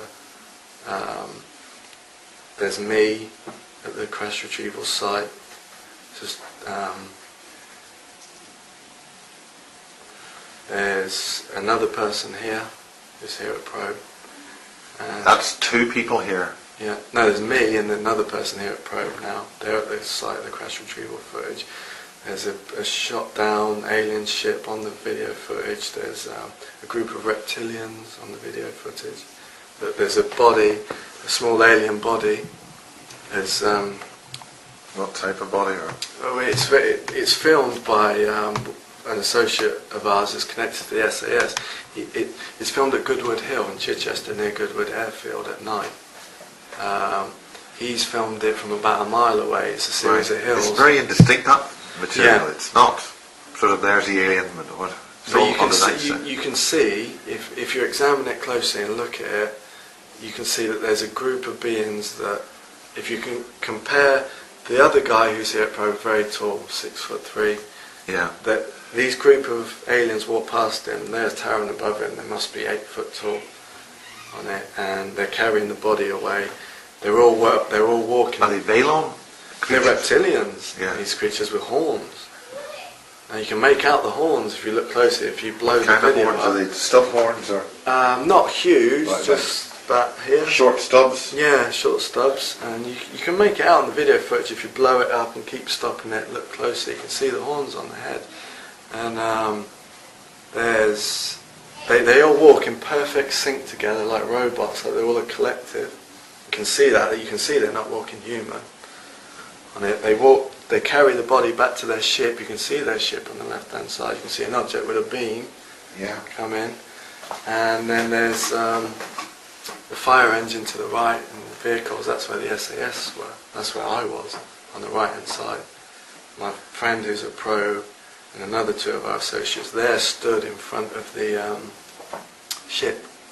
Now, when the reptilians walk past my friend, you can see him, if you slow it down again, look at it a few times, blow it up, you can see he freaks out like that when they walk past him. Is that because of shock? Because they're so close. Yeah. These scary things. And they've got close. If you see them from a distance, you have, a bit of denial there. Up close, you can see them, do that. And they're passing some sort of hardware. Those operatives, those human operatives near the craft, have passed hardware back to the reptilians that they've just been loaned, and it's again these small cube type devices. And these cube type devices, they have many, they do many things. And they operate by thought? Yeah, they connect to brainwaves. On this particular night, my friend doesn't remember everything about the operation, I don't remember everything about it, but there was something to do with, we brought this craft down with these cubes. Again, some kind of particle beam weapons. And I'll just end it, as you can see the craft has been shot down behind my friends. Have you ever been involved with off-planet functions? Yes. And when I talk about off-planet, there's extraterrestrial physically in this universe, or has it been through a portal of some kind, like into a different dimension? This was Sirius, a planet on Sirius, and this was. What was involved then? This was a transport from the facility in London, mid-90s. Transported on the underground tube system through a Stargate from London to a planet on Sirius. Is there a particular train station that is a Stargate? There's these Stargates in London, CLC1. So you go. That's basically near Westminster. Yeah, there's a hotel on Park Lane, and there's an underground car park there. You can drive into that. If you've got the clearance, go down the lift. Then you can get into the lower sections. If you've got the clearance, get on the train through the Stargate to this planet in Sirius. It's like a water well with a big landmass in the middle. There's a facility on the ocean bed which is a perfect replica of the Pentagon. Why does it have to be a perfect replica of the Pentagon? The Pentagon is a perfect replica of this facility. Right. That's more correct. Yes. But I think this facility in Sirius has been there thousands of years, and they basically. So that means they must have known about this and seen it, obviously, to build it. Well, they've been there. The people. I think the people that built the Pentagon have been to this place. And it's interesting because I think it's divided into like 7. It's a Pentagon within a Pentagon within a Pentagon. Each section of the facility houses a different alien race, and it's actually an artificial intelligence facility. The facility is an artificial intelligence. It's actually an AI-based computer system controls the facility and controls each alien race in each section of the facility. And AI is doing experiments to see which of the races in the universe, I think there's 7 root races. The artificial intelligence is doing experiments to see which one is has the highest survival dynamics, which race is basically the most powerful. And so this artificial intelligence, who was it made by? I think it's really old. But you mentioned in some of your emails about an artificial intelligence system which has taken over the planet, and we are trying to fight against that. Is that something? It did take over the planet, but there were some operations last year in France, in the north of France, and it was shut down. How does it manifest itself? I've got a theory that the electricity supply system and the computer supply system and the broadcast system are being used by an artificial intelligence to take control of us. That's what I summarise as what's going on. Is that related to that? This is a huge subject. It's a huge scientific subject, and I know a fair amount of it, but it's all included in the Project Ibis data that's been released on Camelot by Kerry Cassidy. Right. So all people need to do is type in James Casbolt Ibis, and That'll come up. Now, is that being released by you personally, or is it being released under your name, or you're under that? That is my data.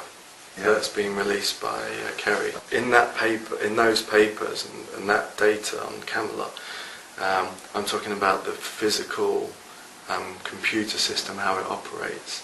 Are they essentially vehicles being used by the agencies to disinform or inform, or both? Probably say it's a mixture. Yeah. Mixture. There's some good information coming out. What things should we look for? Okay, it's alien-human war. World War III, alien-human war. And that is going to be manifest as sort of ETs running down the street shooting people, or flying saucers landing on Blackpool Tower? That's happening all the time, Miles. There's, I sent you the briefing report about what happened in St Ives a couple of weeks back, which was in broad daylight. A ship was shot down. There was jets over my daughter's school, military jets. Next thing, this was in 3:15 in the afternoon. The ship was shot down. It came down in the back garden on Park Avenue. Police, fire brigade. And there was some kind of octoform? They sealed the roads off. I got sent up there. I got sent in, and an octoform would be what I would describe as an octopus. Well, this was like this was a physical large octopus. There's nothing etheric about it. This is the kind of thing. Well, this was a physical large octopus. There's nothing etheric about it. This is the kind of thing that I've seen trying to break into the back of Sky Television. It was. It had come down. It had crashed into the shed, set the shed on fire on Park Avenue. Was this its craft or the creature itself? No, the military jets had shot the craft down. It had come down, hit the shed in the back garden of a house on Park Avenue. What sort of size of things are we talking about here? What, the ship? The ship, yeah. 10 Small, feet, 20, not a big... 20, 30 feet. So this octoform exists really in a whole craft? Well, the octoform is that high, that wide, the tentacles, maybe 6 feet. It basically, the craft had set the shed on fire. The thing had come out the craft, scuttled along the garden. That's a good word, and that climbed up the side of the building and broke the window and was hiding in the attic of this house. And this is. And there's paper reports in the papers about the fire breaking out, and there was just another fire. A car had been set on fire a couple of hours before. By the military shooting alien ships down, because it's World War III, human-alien war. And people say oh, it's disinformation. They want to create an alien threat. They're sending PLFs in. These are all PLFs, and it's all a big setup to stage World War III, stage an alien invasion. It is not. There is groups working with there's human groups working with aliens to stage an alien invasion, but there's a real alien invasion alongside it at the same time. So there's a stage one and a real one at the same time. Just in the way the 7/7 bombings, you had a thing staged there, and then you had the real bombings. Yeah, the real thing. So this is why this information is coming out. This is going to increase. This is, anytime you see a fire in the street now with police sealing the roads off, ambulances, fire engines, and you're not allowed near it. Be suspicious, investigate it, find out what went on. So we're losing the ability to keep the cover up, the lid on the cover up. So at what point do we have a holy shit situation? Are we getting near to that point? Well, we're kind of in it now, but I don't think it's anything. We're going to win. This is. You don't think we're going to win? No. What I mean is we are going to win. When AI did this. These series of scientific tests to work out what race had the highest survival dynamics in this underwater facility, it was determined that the human race had the highest survival dynamics. Now there's philosophies that say the human form is the original form in the universe. It's the most perfect form in the universe. So, and this is why. So we're going to win. It's going to be about herding people into safety zones, and we're going to have to take care of it. I mean, the average man on the street isn't not going to be able to do much. There'll be people already in the population who'll be activated to move people along, get people out of the way. Yeah, at the same time dealing with the threat. So it's being handled on every level. So it's dangerous, but the situation's under control.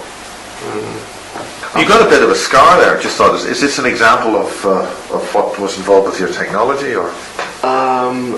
No. This is connected to it.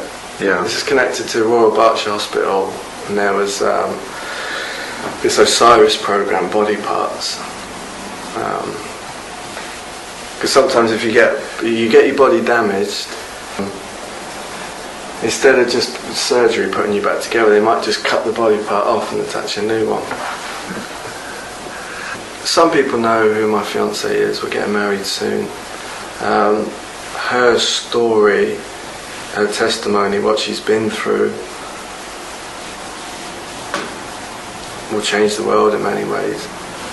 Is she able to discuss that at any time? She's not able to discuss it at the moment. There's too many implications with her. You know, we're having constant harassment in many ways, and we're having to take the fight to the people who are harassing us. We've got constant protection, bodyguards. You know, when we met in France last year. She wasn't allowed into the country. She was detained in this country. At Heathrow, when she tried to visit me from America, and some very nasty things happened. Very nasty things. I think you know about that. Yeah. And we had to meet in France. We had a bodyguard there from a private security firm, chauffeur. And he drove us from France to. On the ferry, we came through Plymouth Border Control, and we were pulled in again at Plymouth Border Control. And the two MI5 officers turned up, posing as police officers, and said they're questioning me under some anti-terrorism act. They gave me the leaflet, 2006 Anti-Terrorism Act. Said if I didn't answer their question, they were going to arrest me. The woman who questioned me looked very much like Stella Remington, ex-head of MI5. Yeah. And when we came back from America recently, Director Bonner was at the airport. Director Bonner, Alfred Bonner from MI6. Was that there to make sure you got through okay? He was there. We got through okay, but he was there just at the end, just showing his face. Just to set up the cavalry's there. Yeah.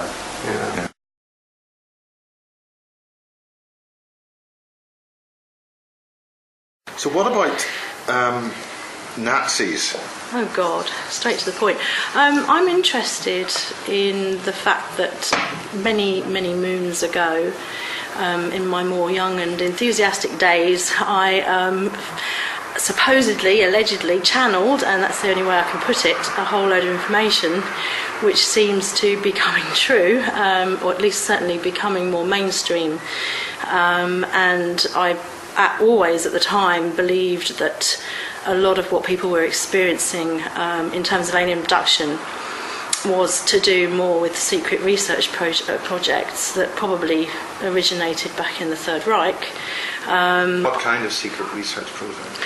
Well, I mean, I think everything from propulsion systems involving anti-gravity to genetic, research, and the, obviously they're trying to create an Uberman, an Uber race, genetic knowledge that potentially could cause unrest between racial groups, obviously, which has happened in the past, and which we don't want to happen again. But that's deeper, though. It's much deeper. What are those messages? About the alternative technology, alternative propulsion systems and genetic research. It probably wasn't clear in the first video but I was a UFO researcher. I researched with London UFO Studies. I researched when I moved out of London with another local UFO group. So I came at it from that, from things that had happened to me. Obviously got me into UFO research, but once I got into it and started looking at cases, and just take the case of Betty and Barney Hill, the whole Nazi link there, and they were a mixed race family as well, which is interesting. So I do think that an agenda, whether that agenda is an alien one or a human one, is still happening, that potentially started or at least revealed itself in the Third Reich and in some of the stuff that was going on back in the Third Reich. Now, whether or not, as some people allege, that links back to different alien groups seeding different bloodlines on Earth is anyone's guess. As some people allege the Nazis believed they were. This alleged race that lived in, Agartha and Shambhala. Honestly don't know. I mean, I've only just literally out a long time, and it's only recently that things have happened in my life. So what's the Nazi connection with Cornwall? Why did they want to hear? Well, I mean, that's an interesting one. I don't know why. I mean, I can only theorise. We just interviewed Michael Prince, and he's talking about the Nazi connection a lot in yes, that's right. And that's one of the reasons why I've decided to speak out, because that he, I've only met him once, and he was obviously very much triggered by Barry King's information, and obviously that made him remember and recall or connected with him on some level, and now he is speaking about the Nazi link. It has made me think, well, he's in Cornwall. More correctly, the SS link. The SS, yeah, the SS. What's absolutely. The speciality about the SS? The thing about the SS, it's interesting with the SS. I mean, the SS on one level was, a police. This is the whole point. Well, it is. Yeah, but we don't officially. It isn't. But I mean, yes, I accept that there probably are, operations and schemes that are of that ilk, and possibly there is an SS now, yes, but I mean, in terms of what we know that we can prove, they don't exist anymore. What we do know about the past, we can prove. We hope we can prove. And there has been an awful lot of research done on the SS, that they were sort of everything from a secret police force, which obviously does link into the whole Big Brother agenda and the potential for chipping people, which again I think resulted from concentration camps, and that was something they were thinking of doing then if that system had carried on, to intelligence gathering. They obviously gathered intelligence, and then there was another side of the SS. There was a more esoteric side that was definitely born out of research from groups like the Chula and the Vril Society, who did have a whole Aryan race supremacy slant. Taking that out of the equation, however, they also looked into exceedingly innovative technology. They had Schauberger, they had, a number of other people. Non-Jewish physics, in other words. Yeah, well, yes. Non-Einsteinian physics. Well, yes. I mean, I suppose, I don't know if any people who were Jewish were involved. I mean, there is also a lot of evidence that demonstrates there were an awful lot of part Jewish members of the SS, and it does look as though the SS was selective in terms of who they felt they could use and who they felt they couldn't, and I think that if you walked the walk and talked the talk and you had a couple of Jewish grandparents, if you were useful to the SS, they might have turned a blind eye as long as you did what they told you, and they would have been a file on you as well, so you'd have done what you were told. But I think that things like Kamler, I think, is one of the most interesting characters in the SS to go into if anyone's interested seriously in looking at this stuff. He basically took over from Heydrich a lot of the issues that Heydrich was overseeing, primarily to do with the final solution, but also the more secret research projects on propulsion systems. Now, at the time Heydrich was alive, they weren't really very well known. I mean, they were still in developmental stages, the Haunebu, by that. And Kamler took over those duties from Heydrich. And he became a central figure in this. Kamler did. And he was allegedly died 3 times? Well, there's three different. Yes, that's right. There's 3 different examples of his death. One alleges that he was assassinated in Prague, and that's interesting because actually Heydrich was assassinated in Prague. There's another one, I think, that he went off to Argentina, was it, or one of the South American states, rather like Eichmann did. And then there was another one that he disappeared, or I don't know. But the only connection there was General George Patton. Okay. And he had to be assassinated because he knew too much. That's an interesting one that I haven't picked up on. And I also think Admiral Byrd knew too much.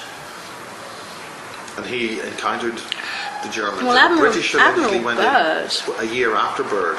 I didn't know that, but Admiral Byrd so. obviously went out with a number of battleships and turned around pretty damn quick and went back to Washington and said, look, the next time we have a war, we're going to be dealing with craft that can fly from pole to pole in minutes. And they shut him up. Because I've interviewed a guy called John Irwin who witnessed 2 German descriptive flying saucers in the Jordanian, Syrian desert area in 1959. The original Haunebu technology, I mean, when you go back to look, I mean, there's very little around about Maria Ortish, and there's also complications about how her name is spelt. A lot of people spell it Orsic, O-R-S-I-C. I don't believe it was that. I believe it was Ortish. And I was always told, well, so people can research her if they want to. Maria Ortish, A-U-S-T-I-C-H, I think, or A-U-T-I-S-C-H, apologies for that. But I mean, again, she was a real medium, and she is the one who allegedly channeled the Haunebu blueprints, or certainly the instructions. Was it anything to do with an alleged crash in Germany in the 30s? There is an allegation. Marconi was involved with that? I don't know about. Well, Marconi, obviously, of course, was involved with Cornwall because you've got the Marconi station. Yeah, that's something crucial to do with broadcasting and transmission. Yes, well, that's a possibility. I mean, again, I haven't looked into that, but I mean, there certainly is a rumour that in 1936 a craft did crash in the Bavarian forest, and that's where Hitler got hold of the technology. You know, that they're sort of having UFO experiences, you know, and they're coming out with stuff about Nazis. There's a sudden dramatic increase in people wanting to read about Nazi UFOs. It's really becoming quite, a hot topic. There's a new film. There's a new film coming out, Iron Sky. Now that's a comedy, obviously. But it's like the Nazis went to the moon in 1945, and now they've got their technology. Now they're coming back to get their planet back, and so there's all of that coming out as well. And it does seem like this is the next stage. You've had the whole greys. Everyone knows the grey image now. I mean, everyone's familiar with that. Whether or not we can. What are the grey images? Because I've had information of a particular type of grey which is controlling major elements of Sky television. You see, I couldn't possibly comment on any of that. There's a type of grey with a walnut headed skull, a walnut shell type skull with a very thick ridge down where the 2 halves of skull join. Okay, we're talking about the midcranial bone ridge here, where the centre of the skull joins together, and that's because the 2 halves of the brain are completely isolated. Is that correct? And what's known as the zeta reticulum or the grey, the shape of the brain is split in half by a midcranial bone ridge. The zeta reticulum's brain is not connected. The 2 halves of the brain are split by a solid ridge of calcium right down the middle of the skull. And it's interesting that a couple of years after being told that, Puerto Rican drawing, because I read the Spanish language, and I started subscribing to a Spanish language magazine from Puerto Rico, and one of the UFO witnesses drew an alien grey as having a mid-cranial bone ridge, a quite distinct line down the middle of the head to make sure he conveyed what he had seen. So it's a very interesting correspondence there. I do think Jorge Martin's Evidencia OVNI is a very useful reservoir of information for people who want to get supportive data, albeit it is in Spanish. Nevertheless, for people to see exactly the same thing on a highly isolated island out in the middle of the Atlantic Ocean is surely quite strange. But with regards to Ron, I mean, I'm fascinated in Ron. So what happened to Ron? What happened to Ron? Well, I mean, that's a really interesting question. What was Ron? What did he do? What did Ron do? I met Ron when I started a UFO special interest group with Mensa, when I was a member of Mensa. And I wanted to get people with brain power to look at the situation, and for a while it happened, and Ron was one of the ones that offered to help me run the newsletter. Now Ron lived quite locally to me. This was in North London. This is all I know of Ron. He originally ran an esoteric bookshop in Highbury in Islington. I don't know when he closed that, but he was a Crowleyite. He believed very much in Aleister Crowley. He was also an amateur radio enthusiast and very skilled with that, and was very big into sort of finding. I mean, you know more about this than me because I'm not a radio buff at all. But scalar wave. Yeah. Over the horizon. Yeah. Woodpecker signal, which we filmed all those years ago, shortly before he died. That's right, and he was starting to come out with this stuff, and and starting to really talk about it. And he had an interesting background, and actually the thing that this is interesting that we bring Ron up, because it is down to Ron. This started with me. I wanted to find out if I had been abducted by a UFO, because I was having all these experiences and dreams and what have you that led to my becoming quite over-enthusiastic and probably making a total idiot of myself. But that's just how things worked out. And I said to Ron, you really have got to help me find out what's going on. So he said, look, I'll hypnotise you. Yes, I said, I don't mind you doing that, because I trusted him. And he hypnotised me, and all I did was come out with stuff about Hitler. I just came out with all this stuff about Hitler and the SS, and I don't remember all of it because he didn't record it. He didn't write it all down, but he got extremely engrossed in what I was saying. And it wasn't that night, but it was a few weeks later where he actually told me that he'd looked into some of what I'd said. And he had this little sort of esoteric book that came from Germany, and it was all in German, and I don't understand German, but I understood enough to know that what he was pointing out to me was true, and as he was reading and translating it to me, that, it was from what my limited knowledge of German. And it certainly looked as though a lot of what I had alleged about the kind of experiences Hitler had, Can you say what those were? Well, yeah, I mean, I can't prove or disprove this, but I can throw it out there and somebody else might know, that Hitler had visitations in the night from tall blonde beings, that Hitler was basically in a nightmare state, that he was completely at fever pitch by this, and it completely engulfed him, and he had all these really kind of strange beliefs about being chosen to do something in particular and to bring in this new world and all of that with this alternative technology, free energy, all of that kind of stuff, and that's basically what it was. And because the first question, that Ron had asked me was, can you tell me, what's happened to you in terms of UFOs, and and do you have any sort of recall about having an experience with a UFO? And I laughed and said, no, well, they're not going to bother with me because I know too much about it anyway, and just proceeded to talk about Hitler and the SS. And what was talking about Hitler and the SS? Well, it was basically saying that most UFOs weren't even alien. They're not going to bother abducting somebody who was involved back then and who knew what was going on. And I didn't make the connection. I just... We're referring to Nazi flying saucers. We're referring to the Haunibu and the Vril Society and the Chula, which I knew very little about in those days. You're talking 1994. There was very little about any of that. So I think the video Secrets of the Third Reich, UFO Secrets of the Third Reich, came out around the time. I think. Yeah, I think he was around already. Michael Hesseman. Yeah, but I mean, it was only literally, I hadn't seen it at that point, because it was after that I went and bought it when I saw it. So yeah, but yeah, it was just basically that. And then of course Ron and I, being that we were very interested in the situation anyway, we just used to sort of talk about stuff that went on back in the war, and he felt... What stuff that went on in the war? Well, with the Final Solution mainly, and again, I didn't really see... What was the purpose of the Final Solution? What really was the purpose of it? Oh my God, that's a difficult... How can anyone say? I mean, apart from bumping off a lot of people... Oh, there's some really horrible theories. There's some horrible theories. Well, what is the theory? Because this is not my theory. Okay, this is not my theory. Just to categorically state that, I've been doing some research and I've found everything ranging from it was a sacrifice. That there's a website that I found the other day that alleged that the actual camps, concentration camps, formed particular sacred geometry shapes and various other things, and that there was some kind of an organised... Yes, that is the implication. Because this all seems to be pointing to that level, into some other reality. This is the implication, and of course, one wonders whether there is some kind of an agenda with another race of beings who potentially did give technology in return for this soul energy. Now, Thomas talks about the Veilon. Well, I don't know anything about them. I don't usually Anunnaki. The Anunnaki. I think of them as the Anunnaki because I read Sitchin, so I suppose that's where I kind of came from with that. But my friend basically alleges that they are stuck in she says they're stuck in the fifth dimension. Apparently, they falsely ascended themselves with monatomic gold.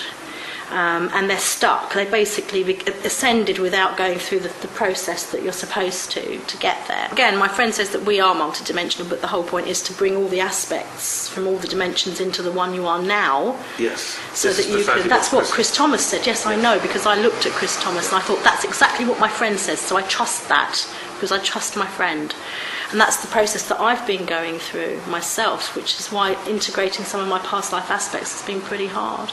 I was blown away by some of what he said. Some of it I didn't resonate with, but then that's the same with everything. You know, you resonate with some stuff, you don't with others.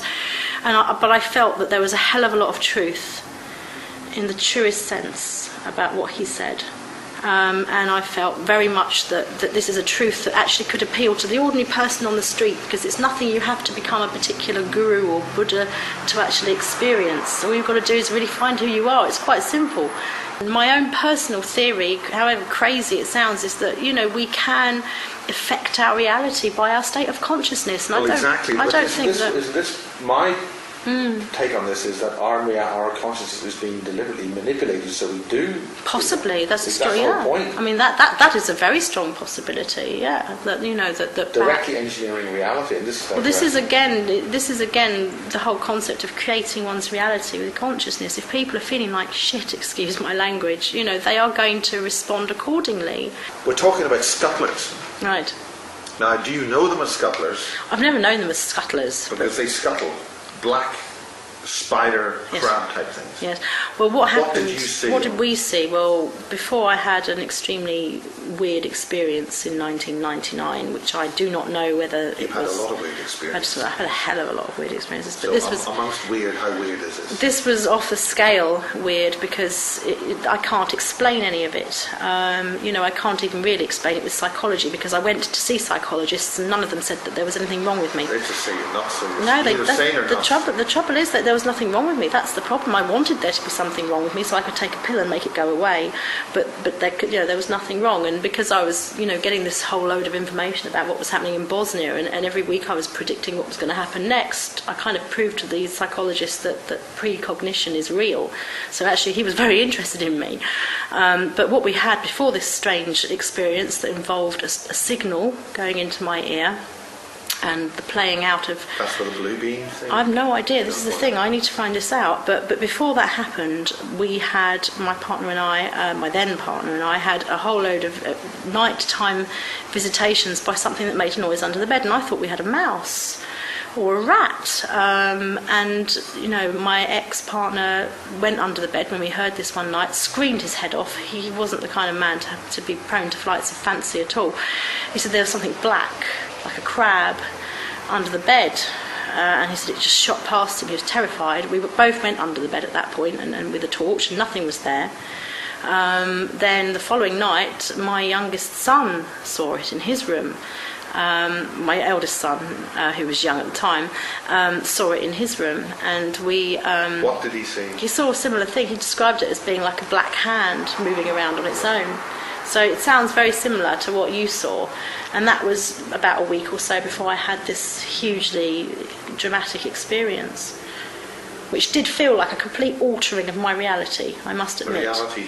It was a reality. I call it fluidic reality. Well, it was the most bizarre thing. I was actually in the grounds of the place where my very well-researched past life had lived, and I didn't realise it was my past life at the time at all. I had no inkling whatsoever. I wasn't interested in past lives in the slightest.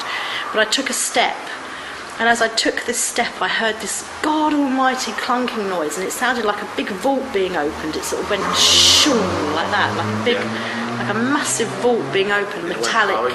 It went clockwise. The sound went clockwise around me, and it went shoom like that, like a kind of big metal seal opening. And simultaneously as this happened, there was a ripple of light that went all the way round the trees and made everything look really fluid. And it also felt at exactly the same time that my spirit had literally flipped around in my body. And I call it fluidic reality. I don't know what the heck a fluidic space. But anyway, I looked at my partner and said, "Did you hear anything?" He's like, "No."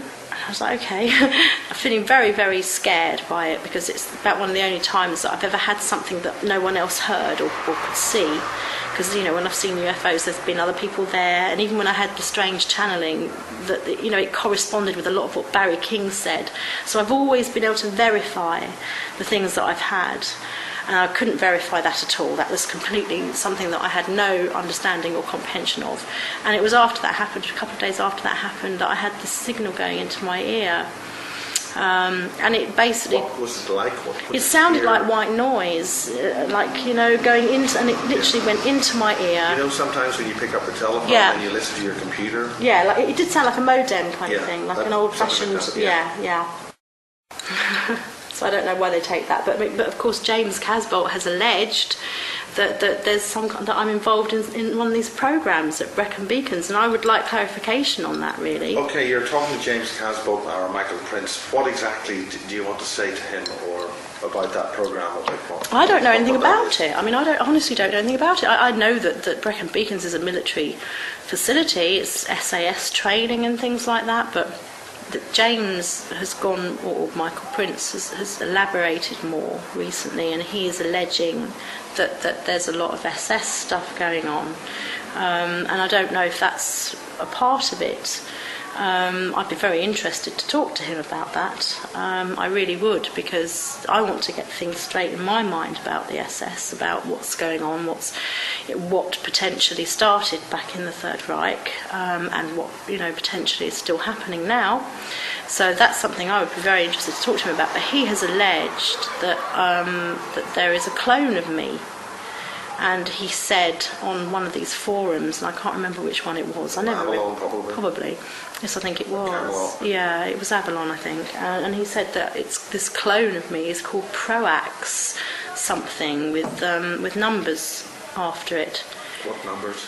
Didn't say. But the post is up. Proax, Pro-AX. And I honestly don't know. I mean, all I can say is that when I had that whole thing going on, I wrote that Vanity published fact-based fiction about the Greys, that in the dreams I was getting, I was having very high-level conversations with what appeared to be high-ranking military personnel. Of what ilk? US? Yes, American. Yes, they weren't British. Where were you having these conversations? In some kind of base. I mean, but these were dreams. I'm going to make that distinction. I don't know if this is real or whether it happened. Right. But the dream. I mean, the last dream I had it was almost like a massive debriefing between me and these generals, and I was being treated on their level in this dream. This is what's so strange.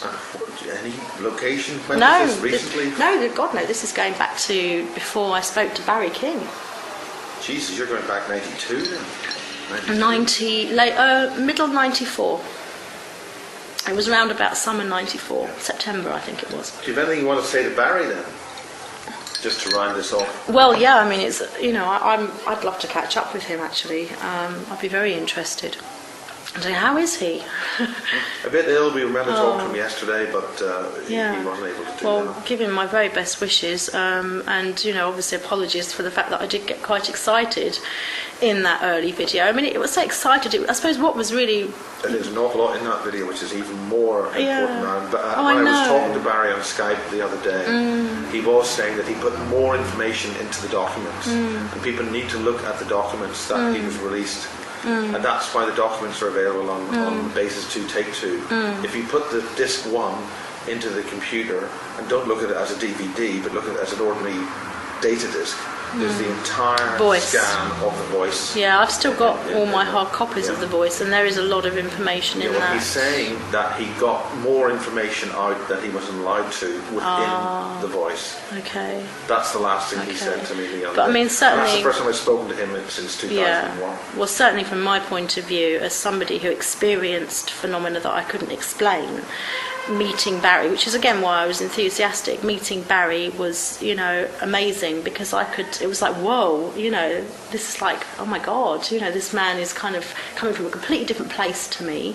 He hasn't had all the dreams and the psychic stuff, but he's kind of confirming what I've been led to believe, and I suppose that in a way you do get a bit sort of, oh my God. Well, it is, isn't it? It is. Thing, it's a very big thing. It's a very big deal, and I was young, and I do sort of, think that perhaps I got a bit over enthusiastic about it.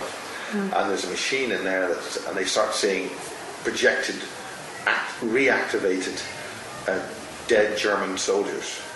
Right. And they reanimate. Wow. And they also reanimate and come out of existence. They just suddenly just appear. And their task is to protect the outpost. Well, that sounds very similar to what Ron Adams suggested was at Copt Hall. Copt Hall, yes. Yes, that we went to. Now, and he mentioned this tell us thing more like about a vending machine. He mentioned that there was a machine that was like a, it looked like a vending machine, but it effectively, did, make kind of reanimated. No, we never got that. Well, he said that it triggered stuff off, and then all of a sudden military people would turn up. That's what I remember him saying. I mean, I might have got part of that. Can you get any more in there? Because this is very important. All I remember when we went there, we obviously saw... My camera started failing at the end. I know it did. But he said that there'd been this rumour of this machine that was like a vending machine that had been seen there, or that people had known to existed there, that it was involved with some kind of secret project, and that whenever this thing was there, if you went there, basically military people would turn up. Now, I remember when we went there, by turn up? Just arrive out of nowhere and see you off, get rid of you. Yeah. Which happened? Like protect. Which happened to us. Yes. It did happen to us. Yes. We were seen off in no uncertain terms. Somebody turned up. Nobody was around, but somebody turned up in a Land Rover, if I remember rightly. I don't know about that. I think it was a Land Rover. It was something. It wasn't a military vehicle, but it was a sort of, it could have been sort of. It looked a bit paramilitary to me. The whole thing about the guy looked paramilitary to me. Yeah, well, he definitely was military. Yeah, definitely had. He had links to that, and he just turned up out of thin air when we were there filming, and got very interested in why we were there. And that's when Ron was actually quite a decent. He looked healthy and. Ron. It wasn't very long before he died. Actually. So what happened about the story about Ron? What an earring? His earring he's wearing is a skull with a little snake, a skull on the top of a snake. Most interesting, odd symbol, for an earring. In what respect? Well, definitely sort of occult leanings or whatever. Esoteric, for want of a better word. You're not there. It's very interesting, wasn't it? Yeah. I wanted to ask him if he's military. No, but I wouldn't. He's dressed in military He's clothes. got military clothes on, yeah. I think. We interviewed Ron, and we did the scalar wave thing. Then went off to Rendlesham, I think that day, and he died. He died. He rang me up, actually, a couple of weeks before he died. He was getting very, very paranoid, very frightened. What happened to Ron? What happened to Ron? What do you know about his history with Rendlesham? I don't know very much about his history with Rendlesham because we never talked about that. We talked about the Third Reich, which he was extremely involved with in terms of his own research. But he phoned me up and he got really frightened. And he said, look, something's going to happen to me. He said, they're coming more and more, meaning greys, because that's what he was having, experiences with. He said, something's going to happen to me. Now, his wife had said that he was getting to the point where he actually wanted to turn his study into a Faraday cage. He wanted to put chicken wire all the way round it because he felt that was the only way that they couldn't get at him. Now, she was very worried about him. He's an esoteric specialist. Yes, he was. So he would have known of all forms of protection and yes, he would. crystals and salts and all sorts of other kinds of things you do. He was a true occultist. And he was then reduced to the stage of using chicken wire to protect himself. He was that frightened.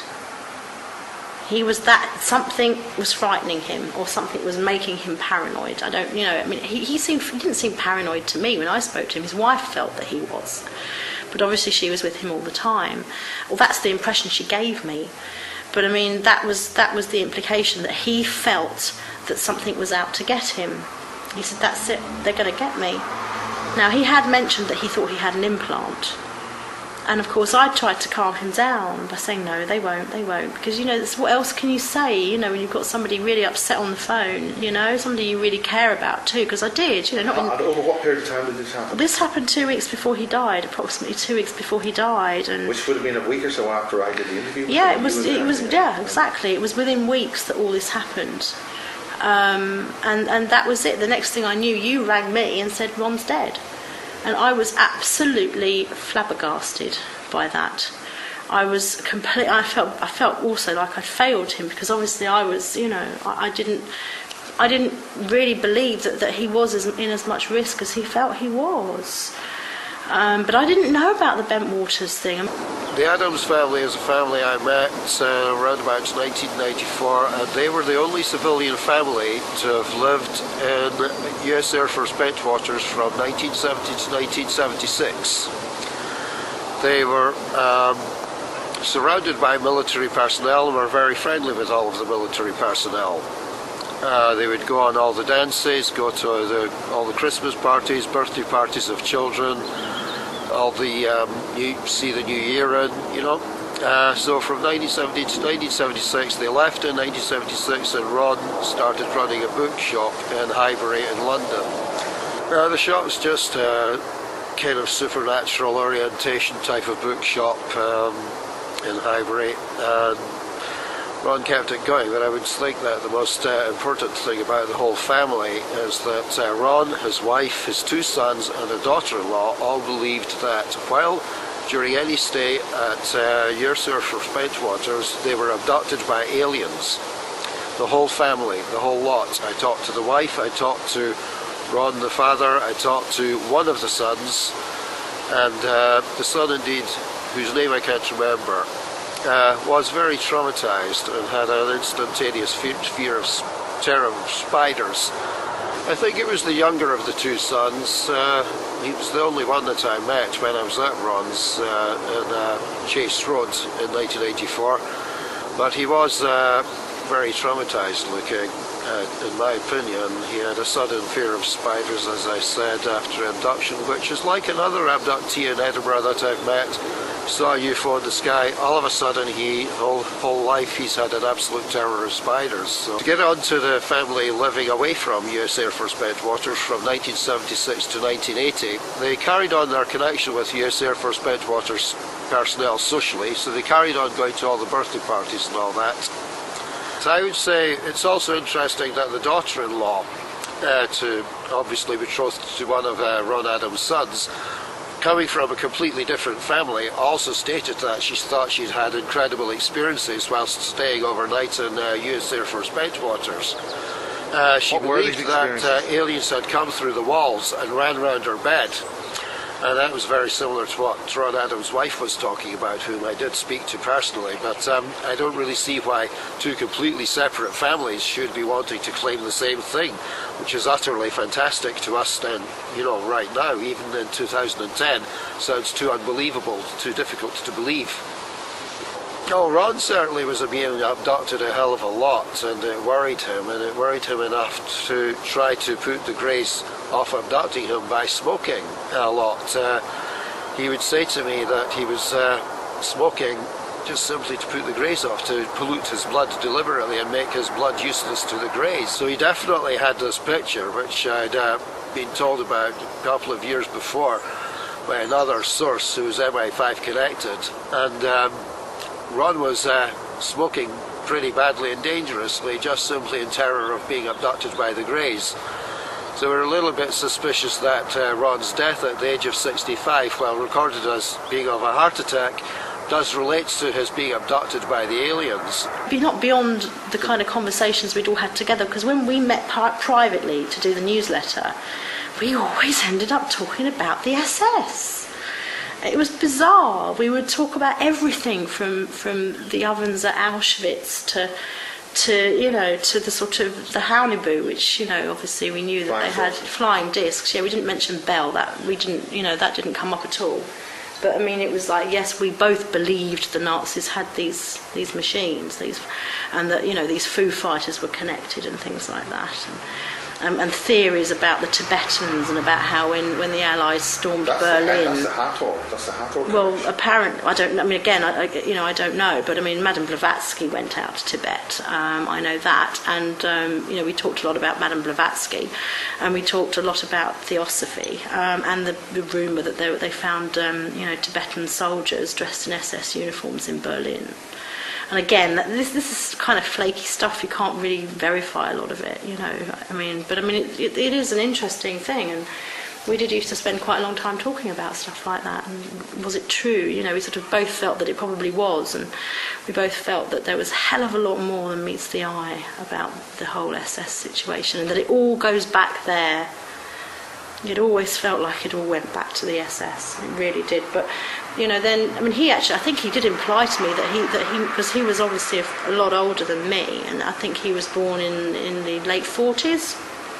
So it's possible he could have been a reincarnated person from that era. It is possible, whether or not I'm sure he mentioned something like that once, but I can't be certain. But I know that he's come back into our consciousness and our topic of conversation now, the same way that some other people.